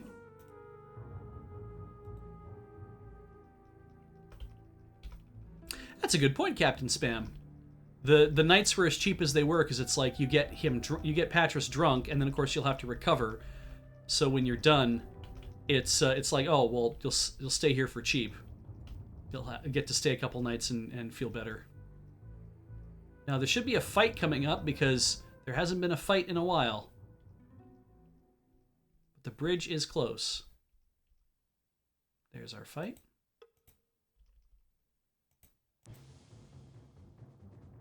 Ugh.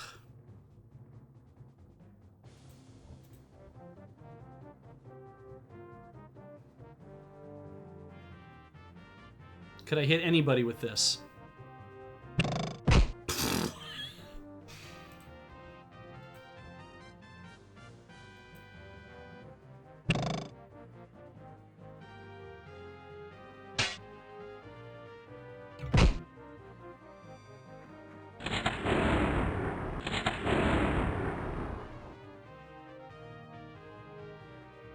Patras.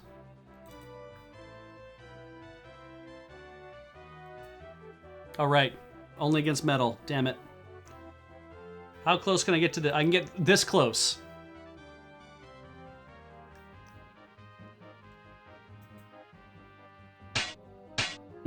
Patras is taking some damage.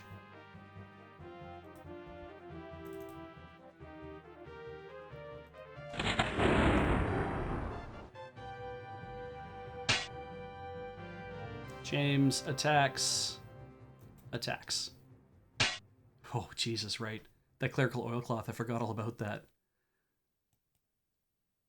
There we go. Patras attacks this dude again.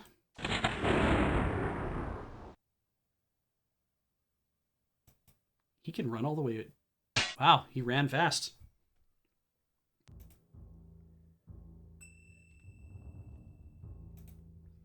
And Patras is poisoned.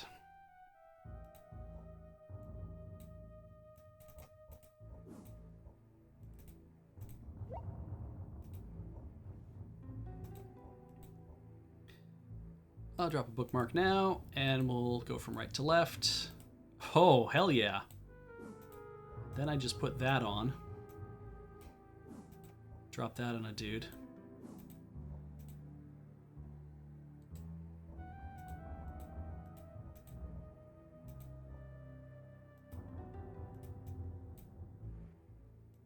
Polish that. Polish that. Trade that. Nice.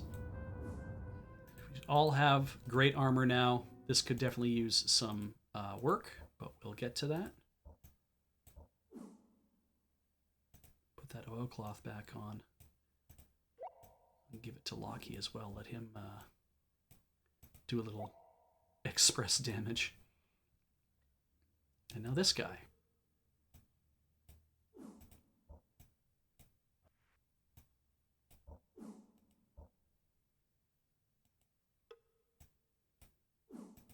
I really don't need this Koltari poison for anything. We should just leave it.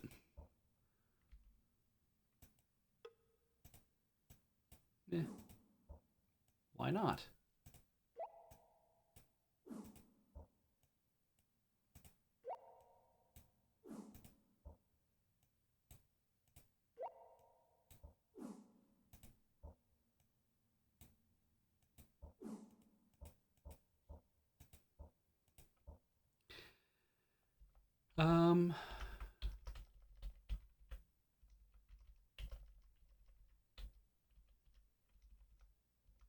There were 5 dudes.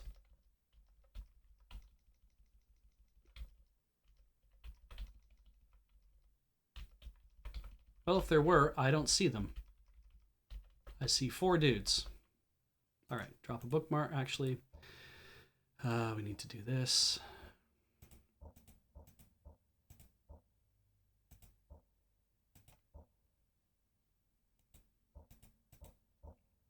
Everybody's swords are oiled. There's a box by the bridge. There's a lot of boxes by the bridge. Nope. So, yeah, I see what you mean by they are definitely very different. The big pistol grip in the front there definitely makes them obviously different. Nope. Nope. All right, send a Sareg. Nope. 79, 28, 95.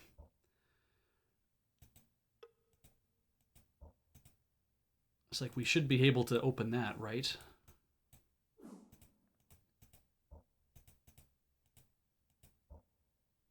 Anything I want to drop off here? Let's look at the gear. Catapult gear. In ways, the part resembled the gears used in crossbows, but where he associated the moving parts of handheld weapons with precision, the catapult's axle gear was a monstrosity. Its tempered iron spokes radiating out from a flat circular plate thicker than 10 swords stacked one atop each other. One atop another. Okay. Time to open this one.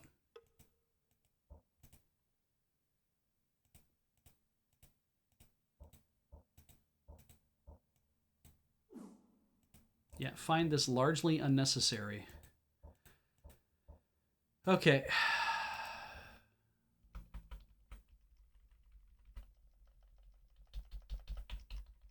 We've got the gear. Well, it looks like this will be as far as we're going. Too many guards on the other side of the bridge for us to slip by. I don't think it's too important we go that way anyway. Our objective is to get those plans for the Duke. Come on, let's head back towards Raglum. Any more boxes?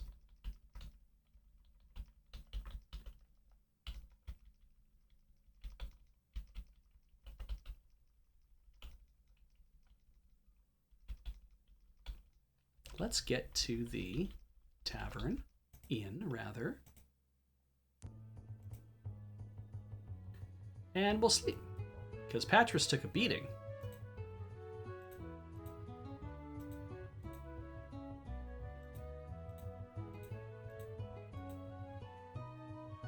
Excellent.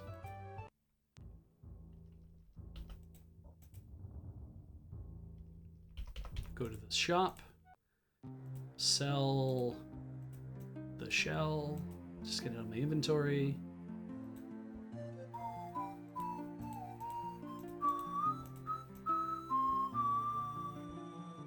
Sell that. Sure. Now I feel weird for not walking around, like when it's like, oh, I don't have a an emerald and a ruby on me, and I'm like, I kind of need those on me, don't I? Because who knows when I'm gonna need one.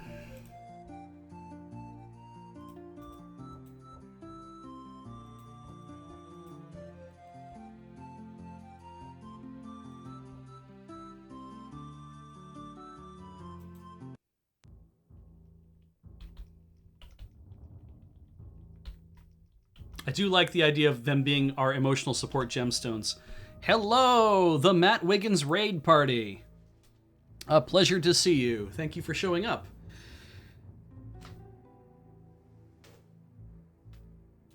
Wah, big stretch.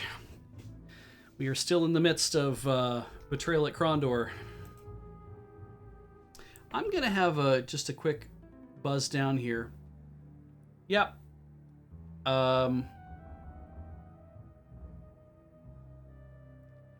So now we have to fix the catapult, it says.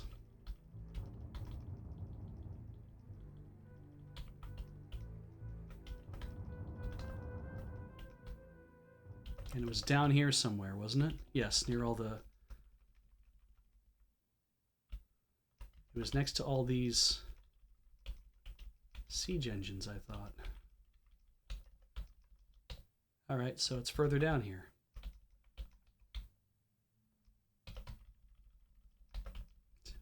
Is it just going to pop into view?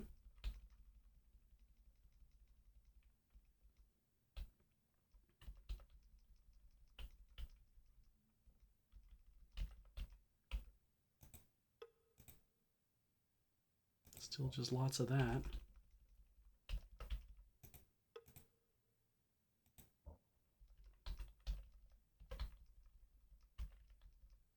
Could have sworn it was on the side of the road. Yeah, Matt, this is we're in chapter 5 of 9. This is the this part is what we're doing right now is like the third of 4 tiny quests that we're supposed to do, little side quests to fill out chapter 5. But I mean, I might actually finish it. I might finish chapter 5 tonight if we get these little things done, but we'll see what happens.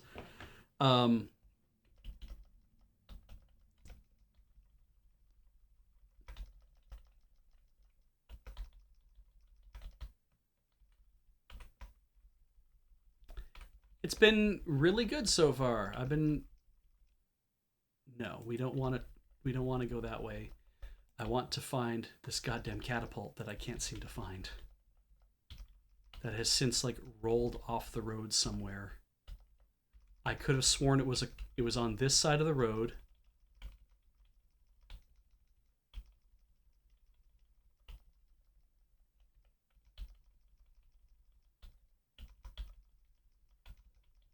There it is. Locklear took a deep breath, holding the catapult part they had found in the box, and using some makeshift tools, he kneeled before the machine and set to work. It took nearly 2 hours to install the part, and though Locklear wasn't positive the machine would work at all, he stepped back to admire his handiwork. I'm not an engineer, but I think that should work, he said, motioning the others to join him. Together they stood before the strange wooden creature, its one arm poised, ready to fling its special cargo into the sleepy mortal town of Raglan. Locklear took a deep breath. Shall we give it a try, he asked. Yes! Patras backed away from the catapult, wiping his forehead with the back of his hand. Locklear bent down to grab the wooden handle that would bring the monster to life.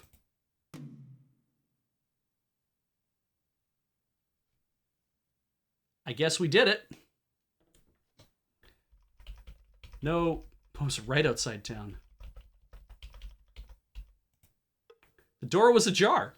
Locklear tried to enter the small house, but something seemed to be blocking the door. He pushed a little harder, and reluctantly the door swung open a little further. Peering into the darkened room, they could make out the form of a male mortal on the floor. Kroldek's body was curled into a fetal position and appeared to be clutching at his throat. The engineer knew his business quite well, he said. That catapult load seems to have been very effective. Search the room quickly. After several minutes of intense examination, Patras called out, "I think I found something." Behind a wooden writing desk in the corner was a sword of Lim's Kragma, a small pouch with 150 gold coins, and a set of company orders. This will put a kink in the mortal attack plans. Sword of Lim's Kragma. Let's have a look at our current sword. It is 3652, 10 and 0. It has a plus 3, or it has a plus 15, a number 3 blessing to it. So 3652, 10 and 0. 4971, 10 and 0. And it's human. So humans can use this. I feel like you give that to Locklear. He's going to be destroying some dudes.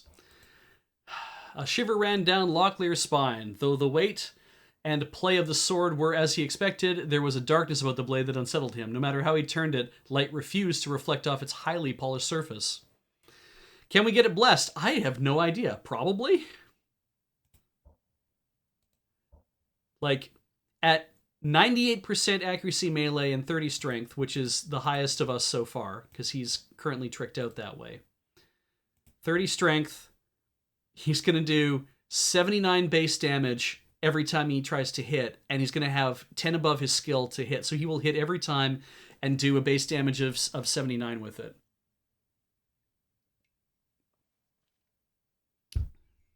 And if my accuracy's high enough, I could even be doing 101 on a swing. Are greatswords human? They are elf. So yeah, so the guys are already taking, like, having to take that 5% hit or whatever on top of it. But we are definitely going to go looking to get this thing blessed if we can. I don't know if you can get it or not, but anyway, that's all we have to do according to the chapter. Do these things. It doesn't sound like there's any other side quests or marching quests. There's no other things that I'm missing. If we wanted to, I could sell all of the grab all the crossbows that are in here and sell them all and make a ton of money. But we are doing really good on money. We have the things that we need. And yeah, we're going to go back down to North Warden. James's legs ached. They forgot the apostrophe. It seemed that he'd been walking for eternity, and the long stretch of road which led to the south did nothing for his enthusiasm. We can keep going this way, or we can turn about. Keep going? Yes. Snow capped the mountains. James motioned for a temporary halt as they came through the pass into their new surroundings. Vaguely, he could sense the cold that was coming down from the north, and he could imagine it would be even colder on the other side of the teeth of the world.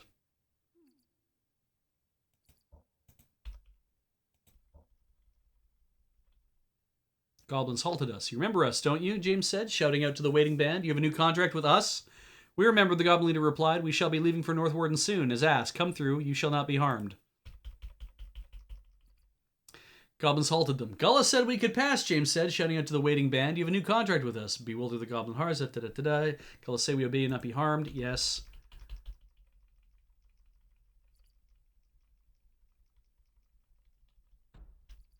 So North Warden is that way. We want to go this way and get far enough south that I can actually just sleep for a couple hours. So I can say that we've slept. And now we're going to run into Duke Martin. I was wondering where you two were. Things are not going well at all. I've started to get reports from some of our scouts, and from the sound of things, this will not be an easy siege. So what's brought you looking for me? Plans.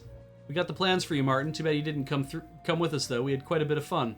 Won't be much time for that very soon. My gut instinct tells me they'll begin the assault in the next few days. Before we go back to the castle, there's something I would like you three to check out for me. I got this mysterious note from someone saying that a company of mortal illusionists have slipped behind North Warden. I thought Patras would know how best to deal with them.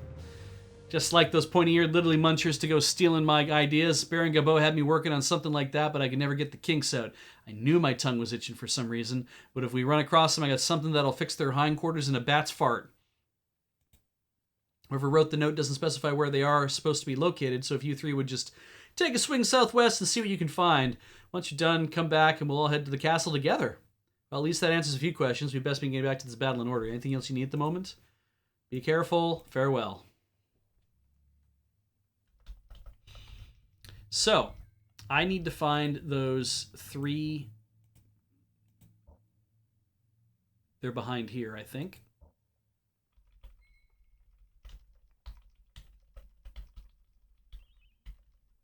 Is it behind here? Where are they?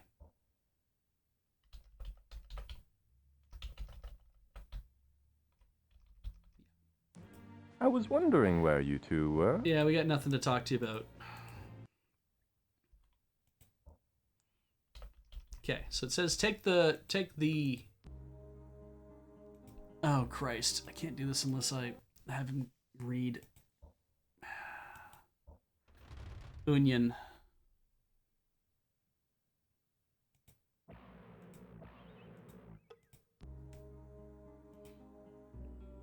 The outside.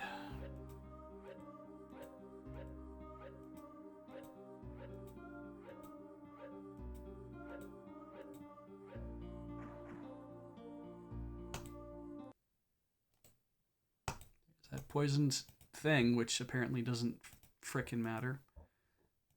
Just put this in here. Hell, why not? We'll put this in here.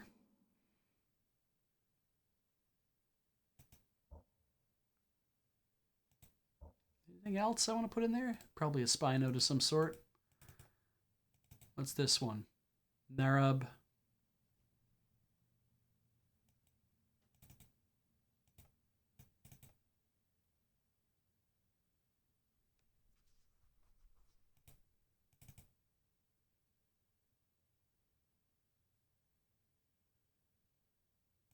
This one is completely unnecessary, so we're going to put that one in there. Oh, I see. Can we sell the cool sword and buy back 3? Kit up and leave one for Gorath. Well, we need to be able to go to a store that does that, which I believe is in North Warden, actually, now that you mention it.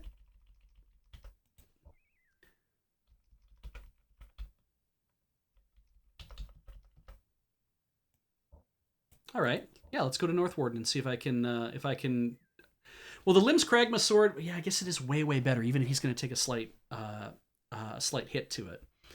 So let's put a bookmark down. So many bags. Yeah, let's go in for supplies. We put a bookmark down.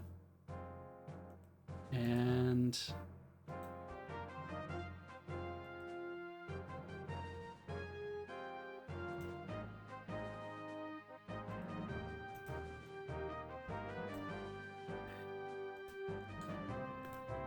Huh.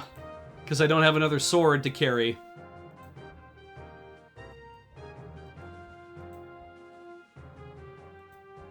Do you have any really cheap frickin' swords?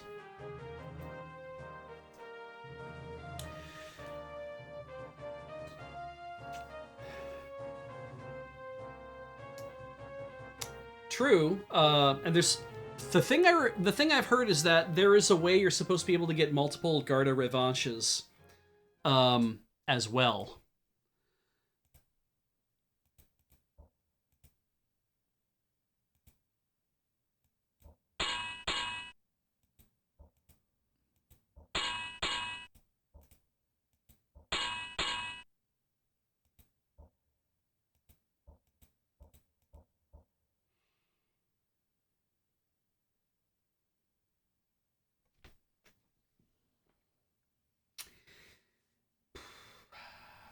I mean, maybe it's worth selling that sword just to have it. I mean, because then I can get a second one of them, and I could give it to James, and then we can get them blessed later. In fact, if we wanted to, but it does say that you're supposed to be able to get a better sword later on. And there is a way to, if you do it correctly, you can get multiple of those sword, and I have no idea how, because it's a legendary sword and there's only supposed to be one.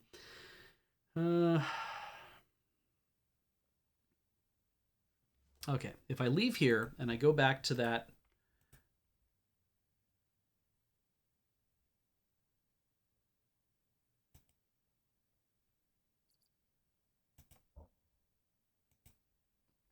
If I go back and grab that great sword, or if I just grab a sword.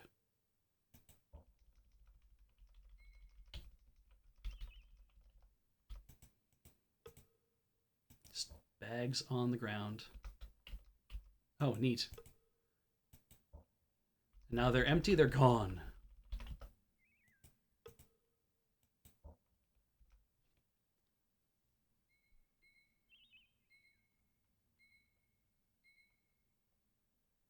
Oh, there's 3 copies of the Sword of Limbs Kragma in the game.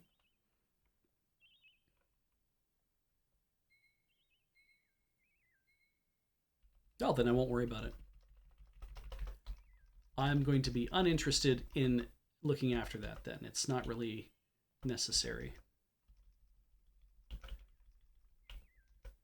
If there are, and also plus the idea of if there are more along the way, then is that not, that's just fine, right? It's like, I was wondering where you two were. I can always sell them to somebody else, or I can always sell them a little bit later on. But for now, Gorath has access to a Bessie Mauler if he needs it. And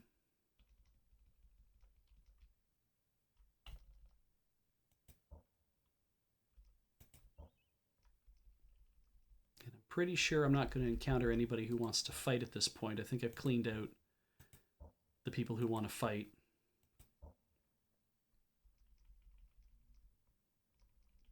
And wait, how? And we're not healthy. Like, we're not 100% yet. So I'm just going to go all the way to Den Camp on the Teeth. And stop in at the inn. Sleep until morning. Which is not enough. Great.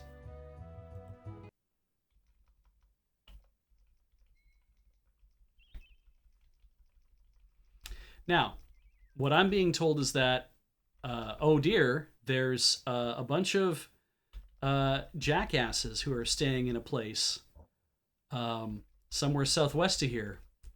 And we got stung by insects when we came by that one time. I think these guys... I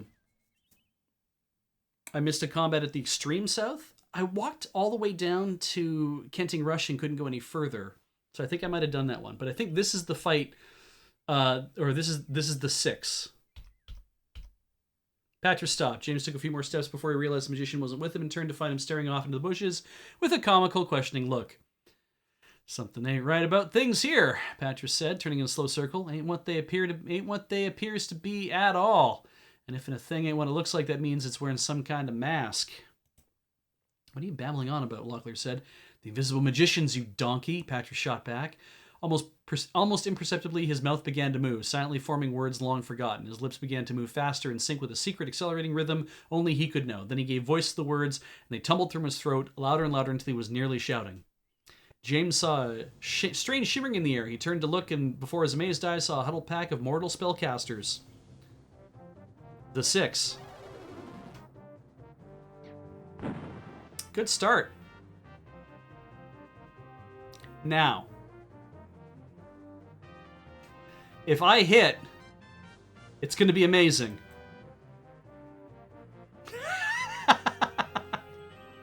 They're going to take Patras out immediately.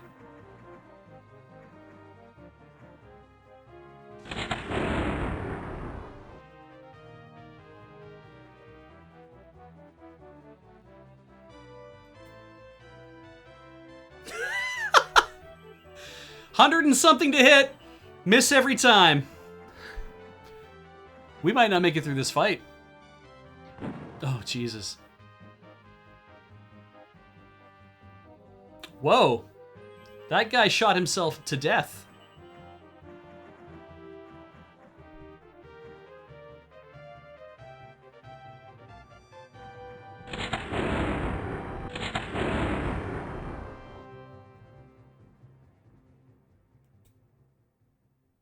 There we go.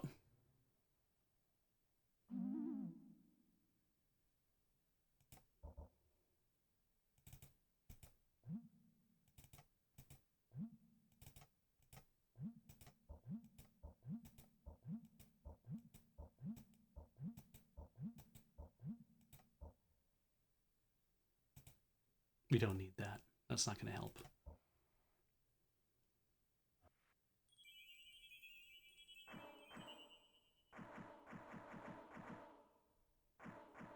Now, if I close in on these guys over here, it'll keep 3 of them from being able to, or at least 2 of them from being able to do stuff.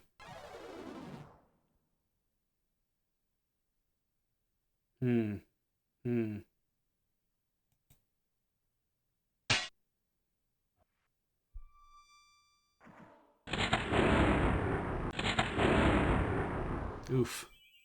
Nope, that's it.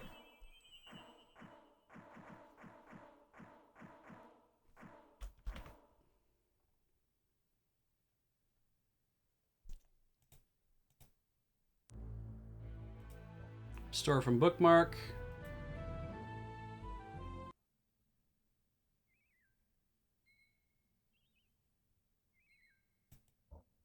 All right, so let's start with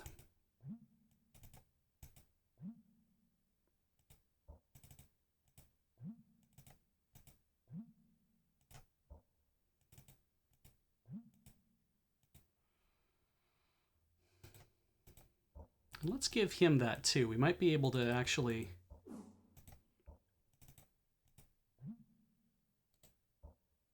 99% accuracy, 116% accuracy.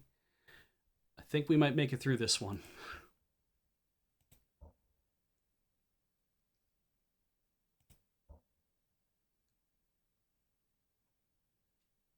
And everyone's healed up. So let's put a bookmark down again.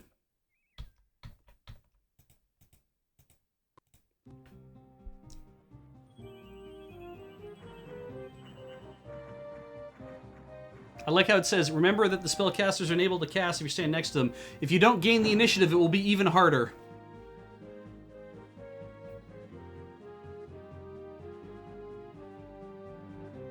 If I attack this guy, it takes his other guys kind of away from me, but if I...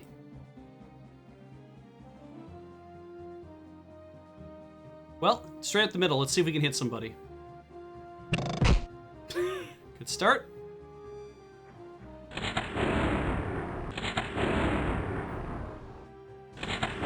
Oof. Yep. We hates Patris.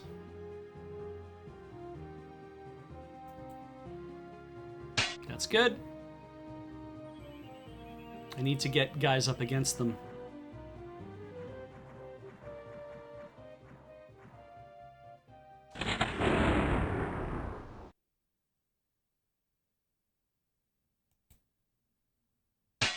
That's good. Oh, Jesus.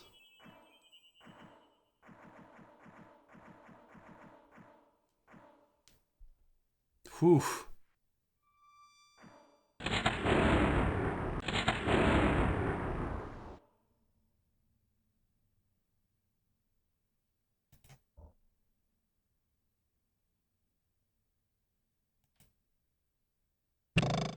Good.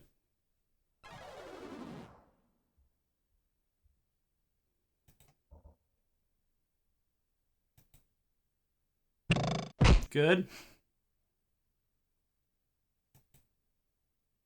Great.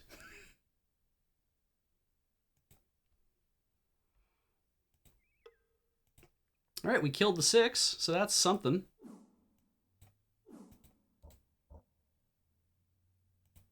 Yeah, that crossbow was amazing, so I'm glad that we got what we needed out of it.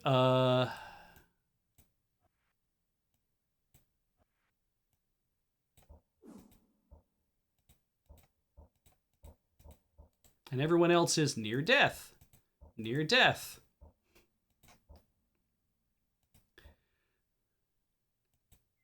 I'm just glad they arranged themselves in a way that is very easy to deal with. Oh, an infinity pool. I don't know what this does. Pervasive feeling of malice radiated from the pendant. Within its depths, bloody points of light pulsed, swarming from one side of the glass to the other as in anything brushed against its featureless surface. And there's 10 uses. And it's expensive as hell. I know that much. Cannot wait to actually give it a shot elsewise.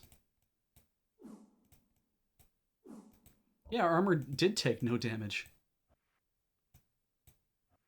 I mean, everything they do is, I think, just because it's largely here. Two Swords Johnson there. I think largely it's supposed to be a what's this? Does he know Night Fingers? I think we bought it. Okay, what happens if he reads it? Oh, he already knew the spell, so you can't just do that.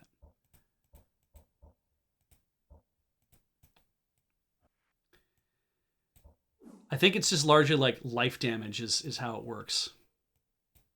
I do like that some, I mean, you know, we're walking around with a, oh, Wrath of Killian, eh? All right, well, here. You carry that. You can have Wrath of Killian.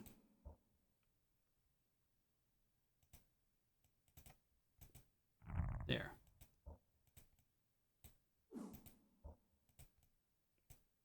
No idea how worthwhile it is, but it is what it is.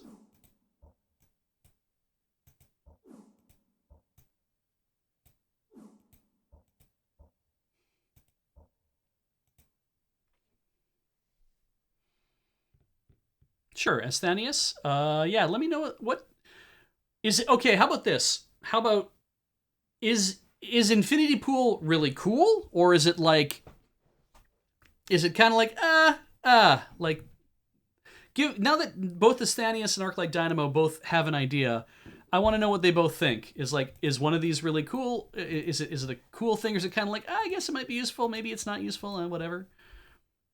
It's not cool. Okay. Well, lay it on me. What does it do?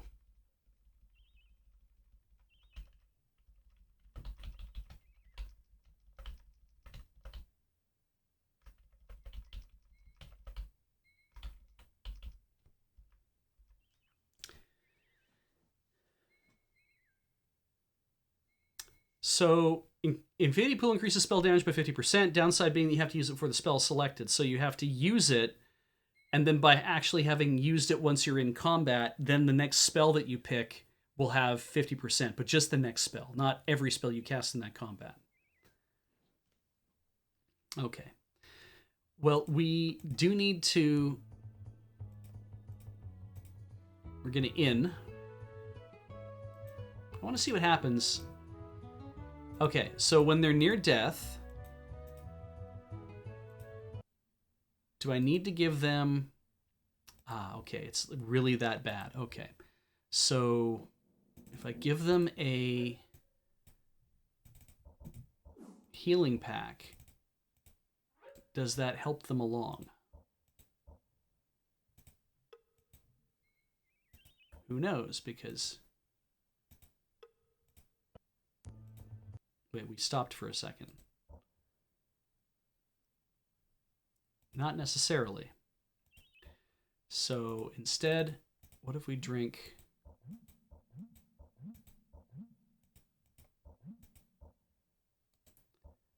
64%.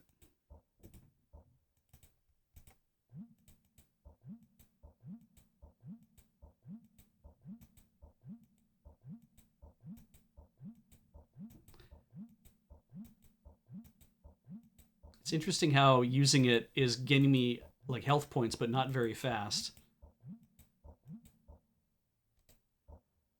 And now we're at that point. So if Patris drinks his way through a few of these,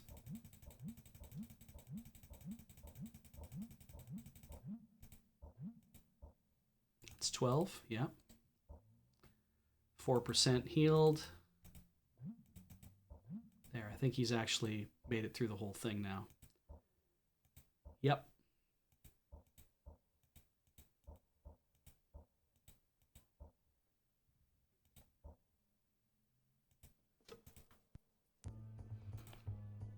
And now we sleep.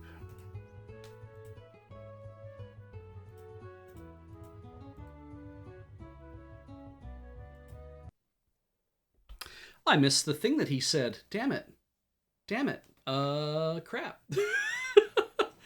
The text looked to be different that time. That's weird. Let's put down a bookmark. Actually, no. We're taking a break. Put down a proper save. And we're going to take a quick commercial break. I'll leave you guys on this screen. I'll come back in about 3 minutes, so sit tight.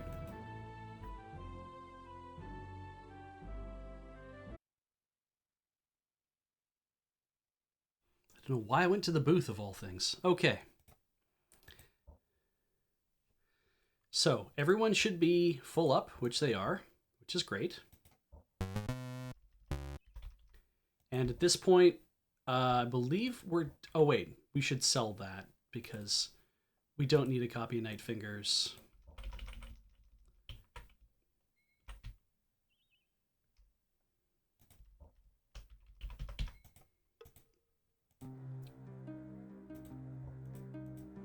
Yes? That's Night Fingers. We don't need that. Great. Now, this guy sells infinity pools, and boy, that's expensive. Could buy Patris a better staff now that we're here. But it's probably fine. The walkthrough doesn't like specify, hey, you should probably do that. So I'm thinking, well, it's probably fine if we don't then. Now,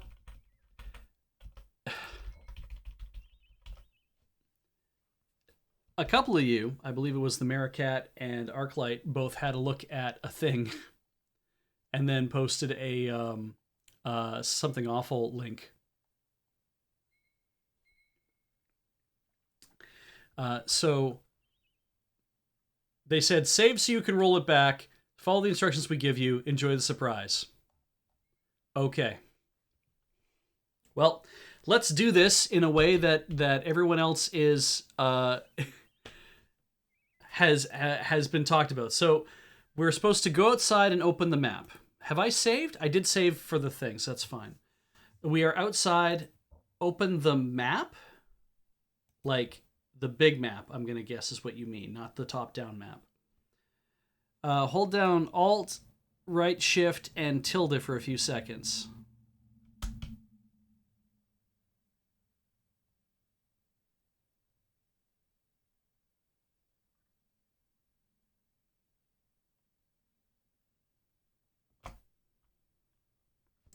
The overhead map.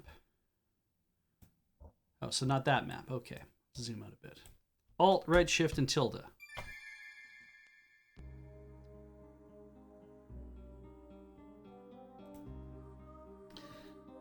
Patris, scan the runes.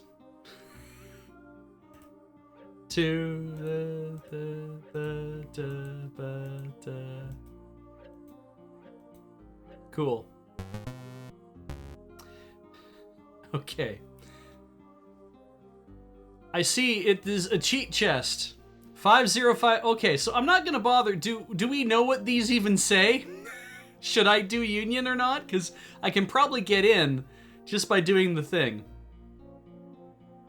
Well, we were gonna roll it back, so he stopped. Why? He thought, do we attempt to take the cheater's path? Certainly there's other paths to take. Okay, so let's get him to cast Union. And now if I did that again, defied logic, visions of immortal lock chest infused their minds. The many questions that drift across their dreams. How? Why? The most evasive was, what code could possibly open this lock? Chapter 5 requires his code for you to reach the mother lode. So, it is all numbers. Sure is. Great. Okay, and I'm being told that 5052...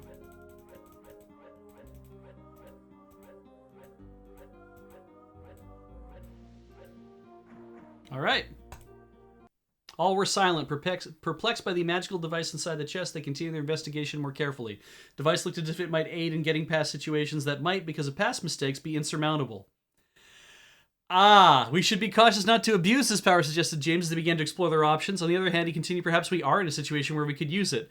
So, if you are debugging the game, or if you screw up at some point, I guess, and I'm seeing 5052 as chapter 5, and it was like his code. So there must be somebody in the game who gives out codes, or there is somebody who has the codes handy or something, but this is all a dev thing.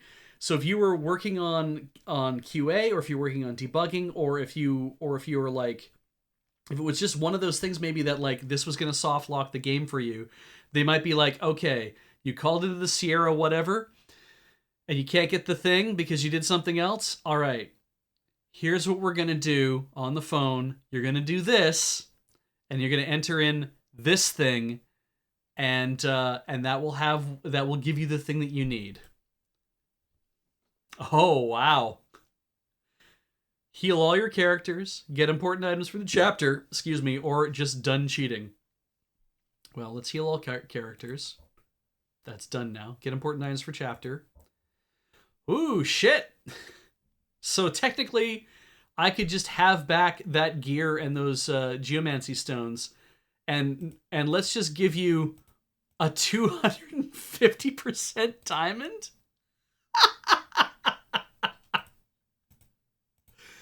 And some spy notes. Who knows what they say? Silverthorn and some things. And a new hammer. Let's see what the notes say. Let's see here.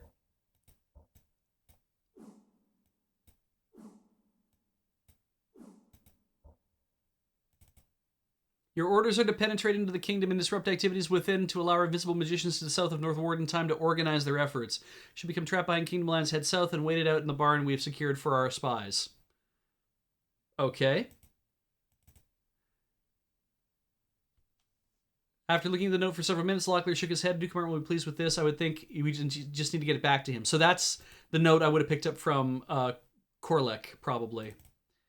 Delicato stated defenses in High Castle in suspicion of your planned assault and have discovered 3 weaknesses which may be exploited before the attack. The trolls that live nearby may be used to disrupt the flow of supplies to the castle without raising significant suspicions about our interference. Many of the guards within the castle appear to be suffering from the wounds we've inflicted on them during our continual raids of the last few months.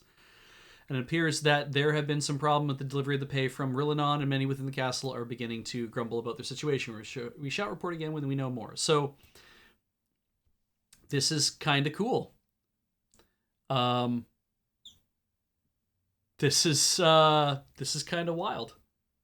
I'm impressed that they have put such a thing in the game. Funny that they don't just give you the sort of Lim's Kragma, right? That it's like, no, you don't get that. We can almost certainly dupe with this chest, I'm sure, too, because it is technically a cache. So let's take a diamond and see what it sells for. I'm done cheating.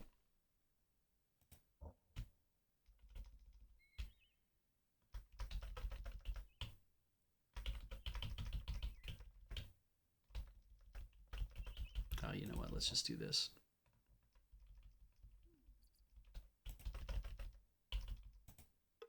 Damn.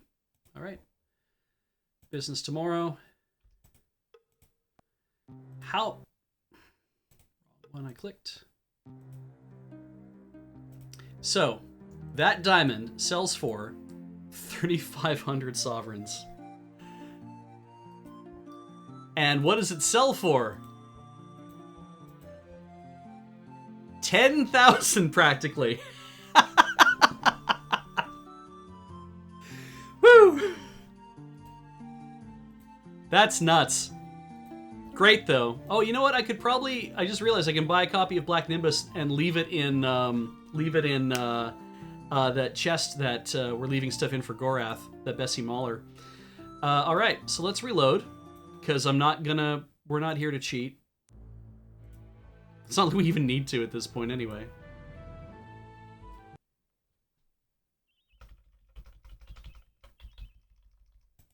Gonna buy an extra copy of Black Nimbus.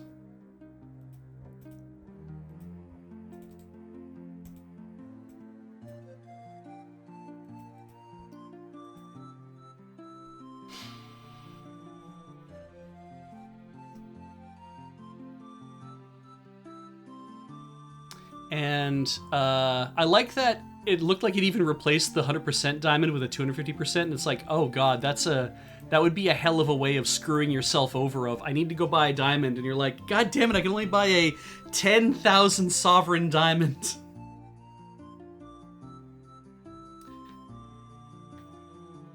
Jaded Cynic feels me. Spend 9 sessions power leveling and item duping. We're not here to cheat. See, they don't say that those other things are cheating, but they specifically said that doing that other stuff is cheating. Therefore, it's cheating. What do I want to do now? I want to run up to that chest and drop it off. There's probably nothing else that I need to do, I guess, at this point.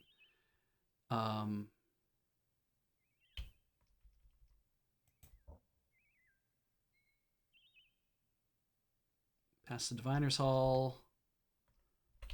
And I think we need to go up that way. Yeah, we'll run into him anyway, but... yeah. I was wondering where you two were. Now talk to Duke Martin for one last time, then return to North Warden. North Warden. Scratch 1, group of mortal magicians. We found them, Duke. Good, I want you 3 to hurry ahead to the castle. They've already turned back... there's all the chests. They've already turned back an irritation assault today, and I think the Baron can use your help right now. I need to find out what has happened to one of our scouts that's gone missing. I'll be along as soon as I can.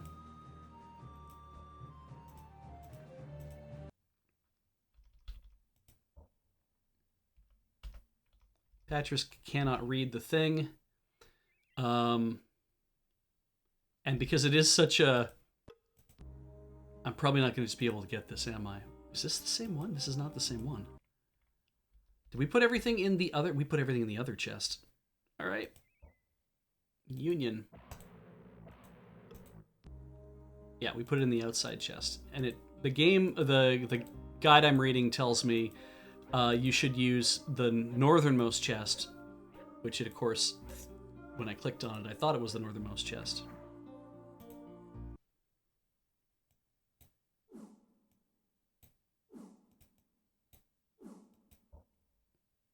But we want this chest, which is door, I believe. Yeah.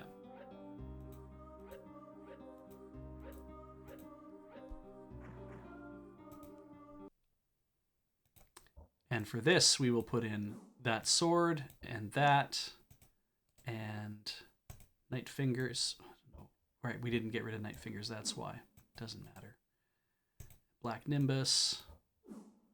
And a spy note, and I don't know, just throwing some rations, because who the hell cares? Wait. Maybe we're not supposed to have regular-ass rations in there. What else? We could give Owen that infinity pool. Leave Patches with the powder bag.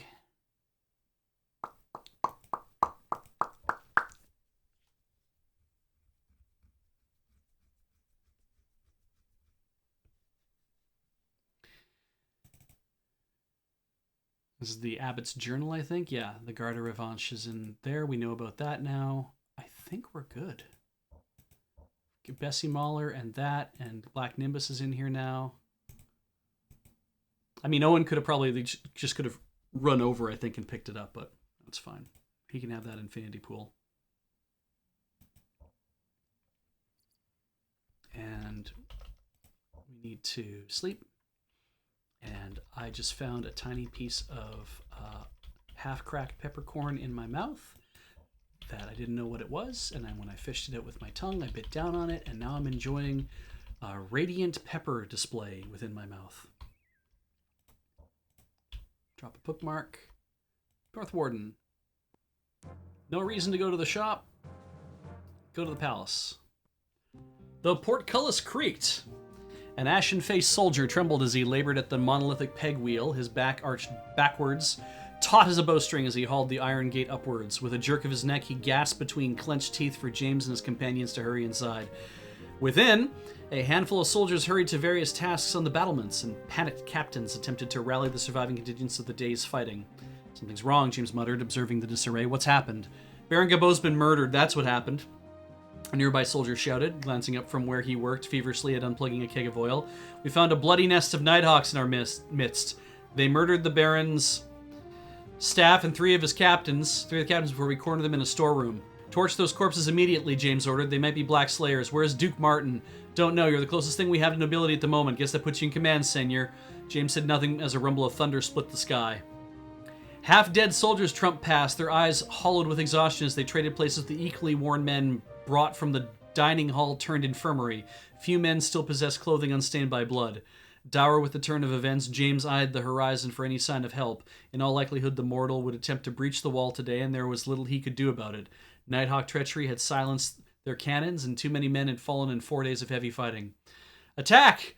The voice screamed in the stillness. Attack! Men on the south face! James cast a fuming curse into the sunrise. He might die, but he would send as many mortal as he could reach into the halls of the Death Goddess before he would go down. Right through the goddamn neck.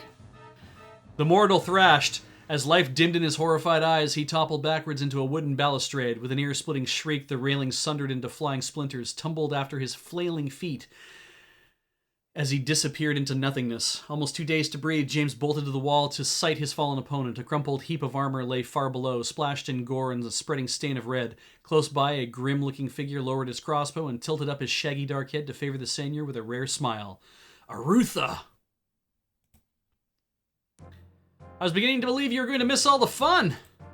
Telecom would think me impolite if I didn't attend his little party. How are the men? Very bad. Of the original garrison of 415 men, 227 are dead, 35 are mortally wounded, and the rest are afflicted with dysentery or too exhausted to wield a sword. Your rival came none too soon. So that's 200 are down. Oh, and the rest are dysentery and too exhausted to wield a sword. Okay, so just everyone's effed up. Everyone's effed up. Stephen Dewey, hello. Thank you for rating.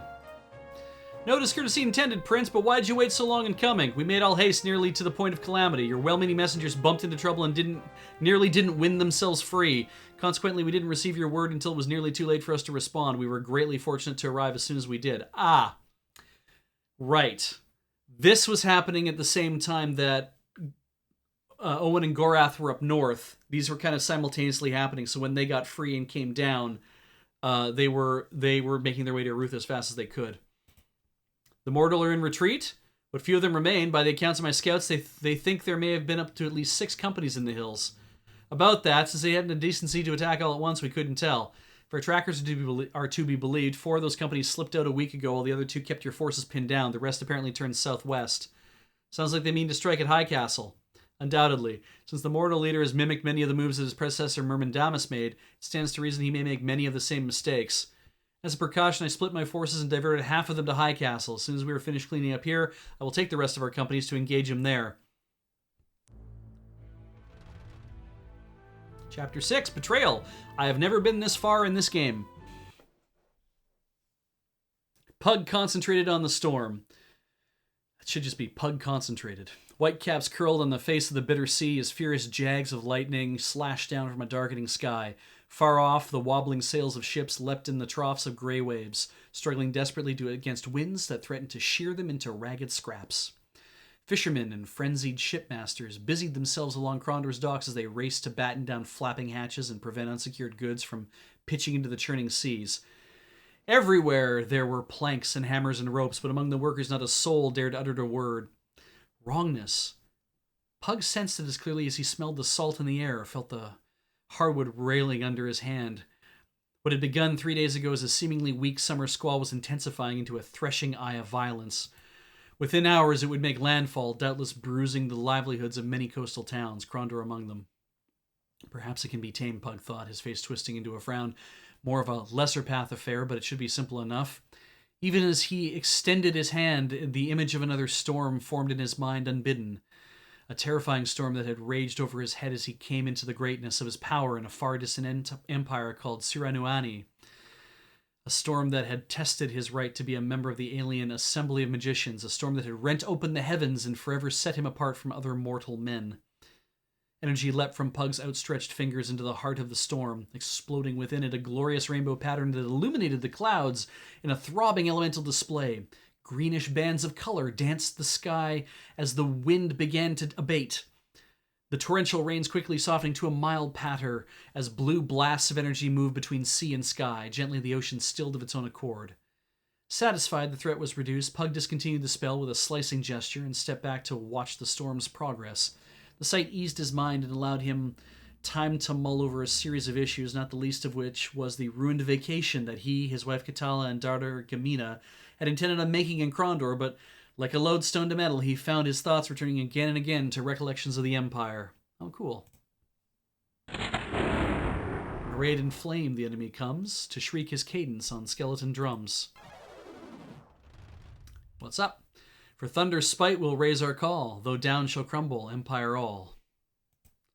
A Tsurani poet. I believe he was House Omakan. Probably Omachan. House Minwanabi, reign of the 53rd light of heaven.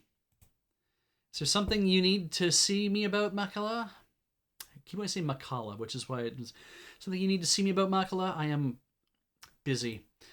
Busy? You've been behaving like a Nidra bull with a burr in his bit. I came to ask what has Pug of Stardock so distracted that he cannot find time to meet with his associate magicians. Has his reputation so inflated that a member of the Tsurani Assembly is no longer worthy of his attention?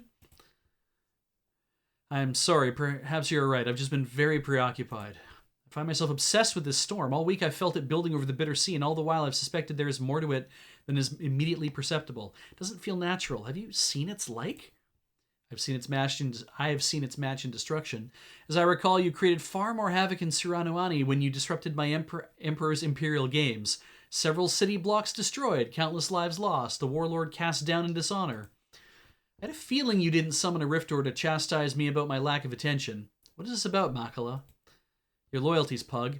Well, you claim loyalty to the Empire, you live your life under the influence of a Midkemian king, and took to wife a Thurl Highlander. Your judgment is suspect. From the day I left the Empire, my judgment and my loyalty ceased to be the concern of the Assembly of Magicians.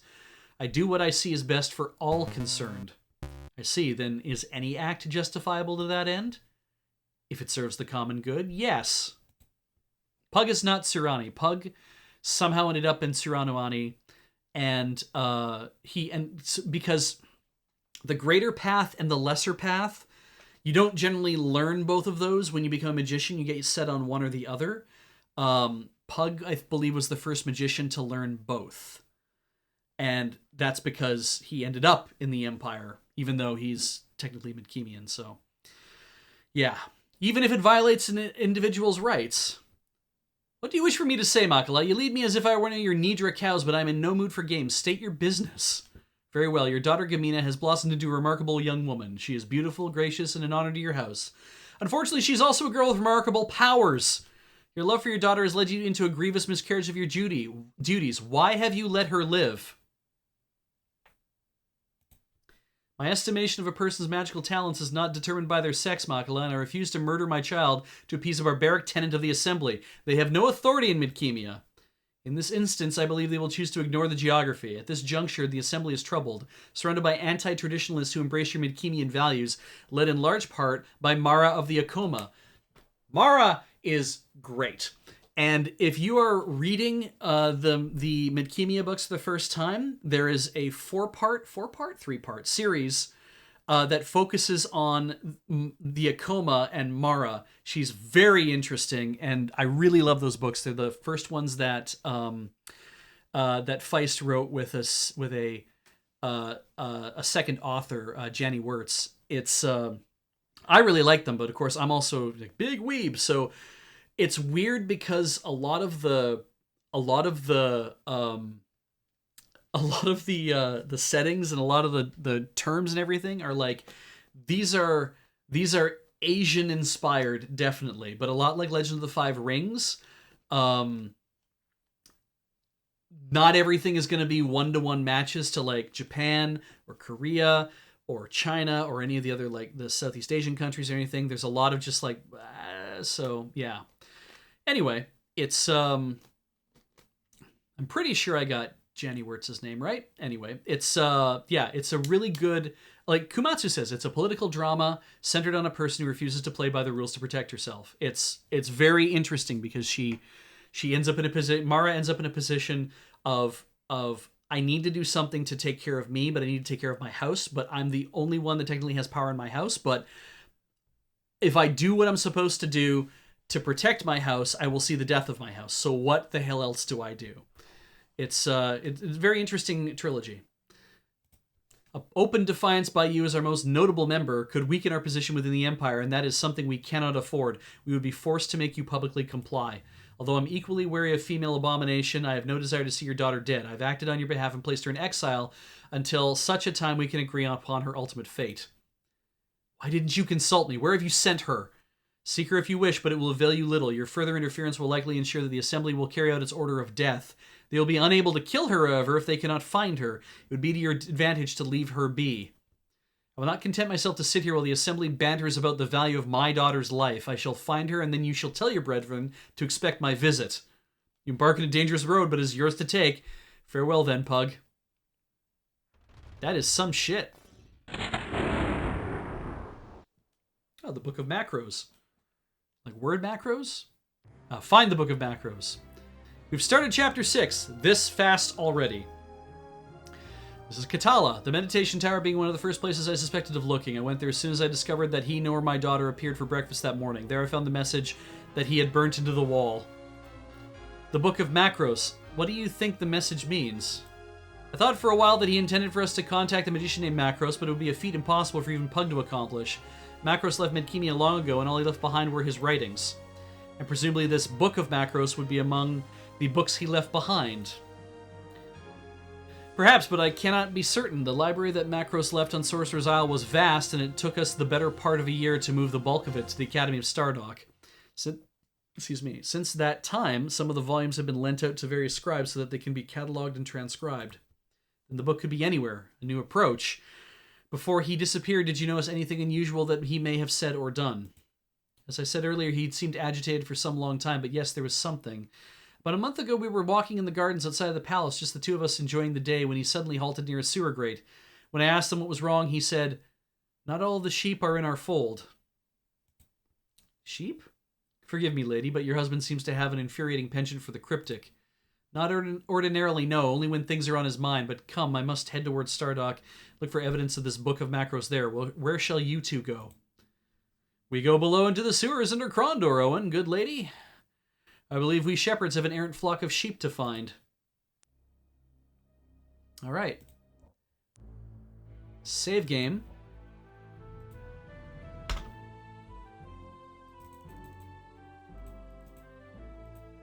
Chapter 6, 67.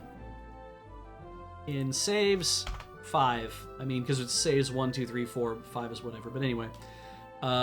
Save. And that's it. That's 10:55. We despite starting a tiny bit late, we've actually managed to finish the second half of Chapter 5, leading into Chapter 6, which is Betrayal, which is one of the names, one of the words in the title of the thing, the other being Krondor, and there was Betrayal, and it was in Krondor, and so now, I guess that's the Betrayal of Krondor.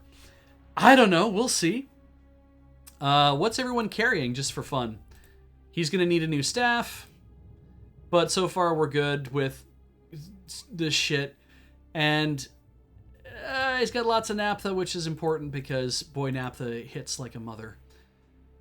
We have an emerald because who knows if we're ever going to need an emerald these days. And I think we're fine overall. We have the same stuff we have before. We have put down a save. And that'll bring us to the end of another Play It Forward. Here's the booth here on the Loading Ready Run Entertainment Network.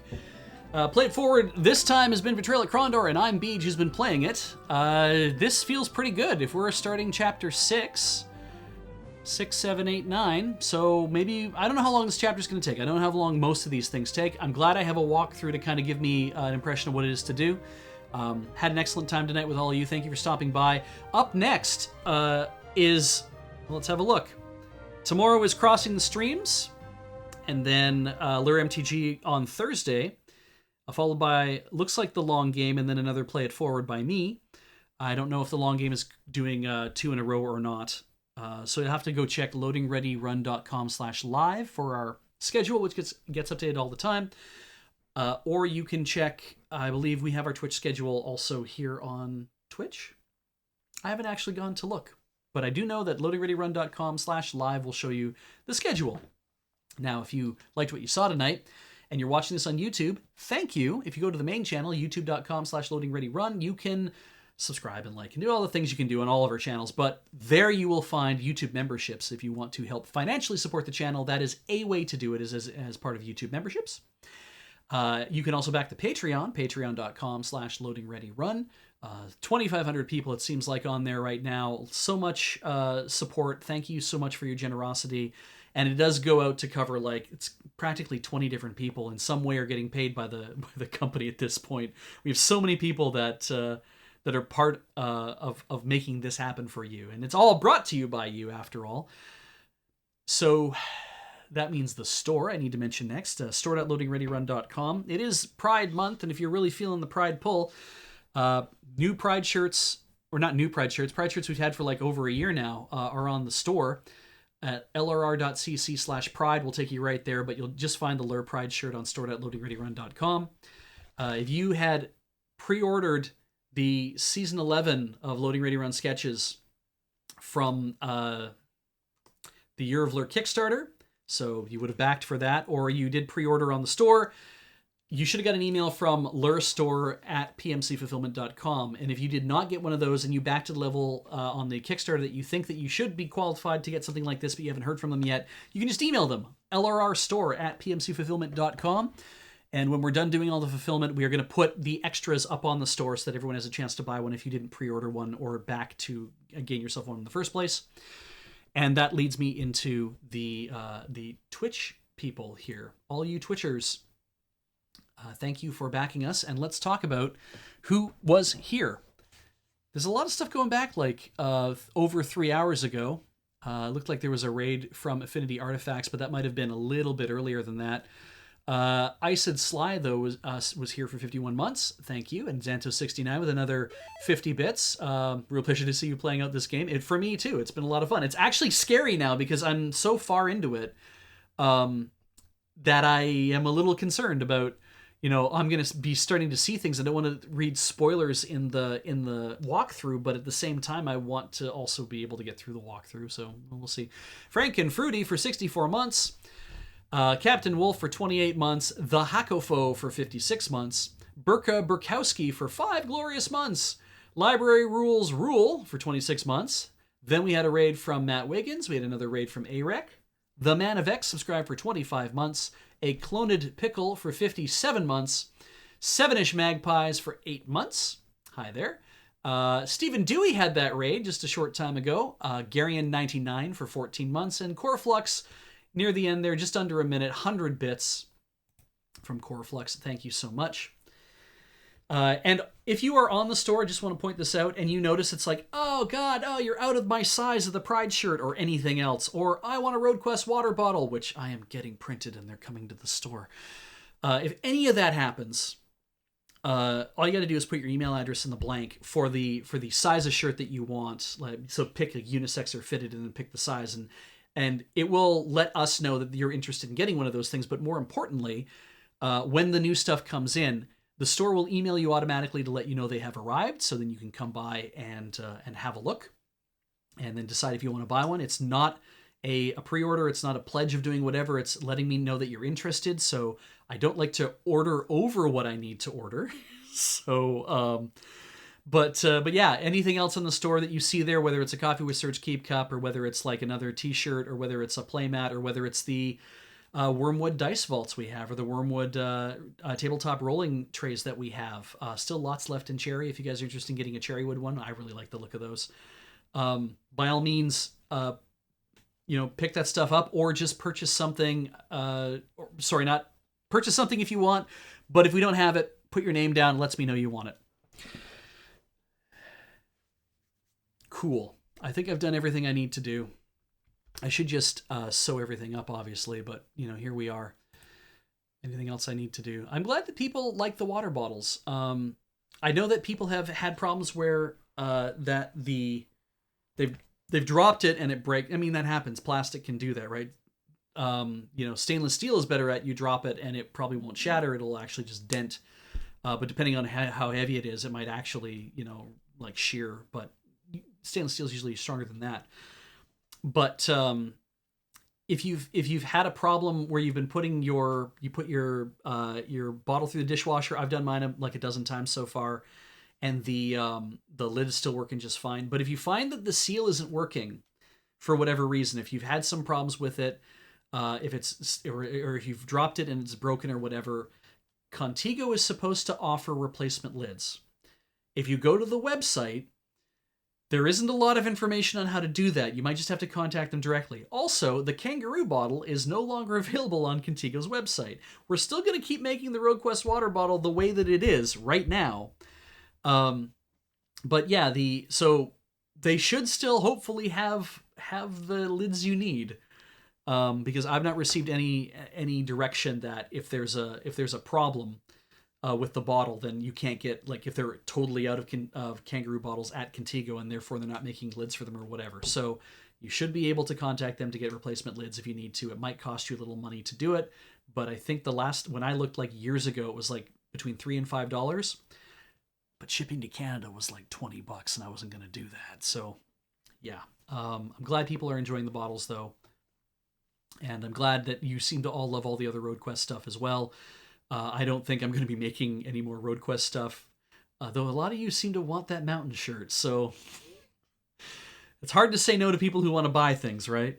We'll see. No news yet about the UK thing. We're still working on trying to get all the tax stuff worked out. And yes, it has taken a long time to do, but that's just the nature of, I'm trying to work with other things that I need to get done on the store that are tax related as well. And that is a slow process too. So we're going to work through all that. And whether or not the EU thing is going to be a problem, because the EU is moving to the same thing as the UK, we will have an announcement on that. I will let people know what it is we need to say about that, how that's going to work out as far as our fulfillment goes for that. I'm playing with things because I need to get offline. So I'm going to get offline. As always, stay safe, stay inside. Stay safe, stay healthy, stay inside if you can. Right? If you can, that's a good thing to do. Get that vaccine if it's in your area. I've got my first one. I've had it for a while. Haven't been contacted to get my second dose yet, but hopefully soon. And if that vaccine isn't in your area, don't lose heart. It seems like everyone's doing the thing they can to try to get it out to people in the area, to all the different places all around the world. So hopefully that will spread more and spread more and spread more, and you guys will be able to have vaccines soon-ish. Really, really hoping for all of you. So take care. We will talk to you, or I guess I will see you next Play It Forward.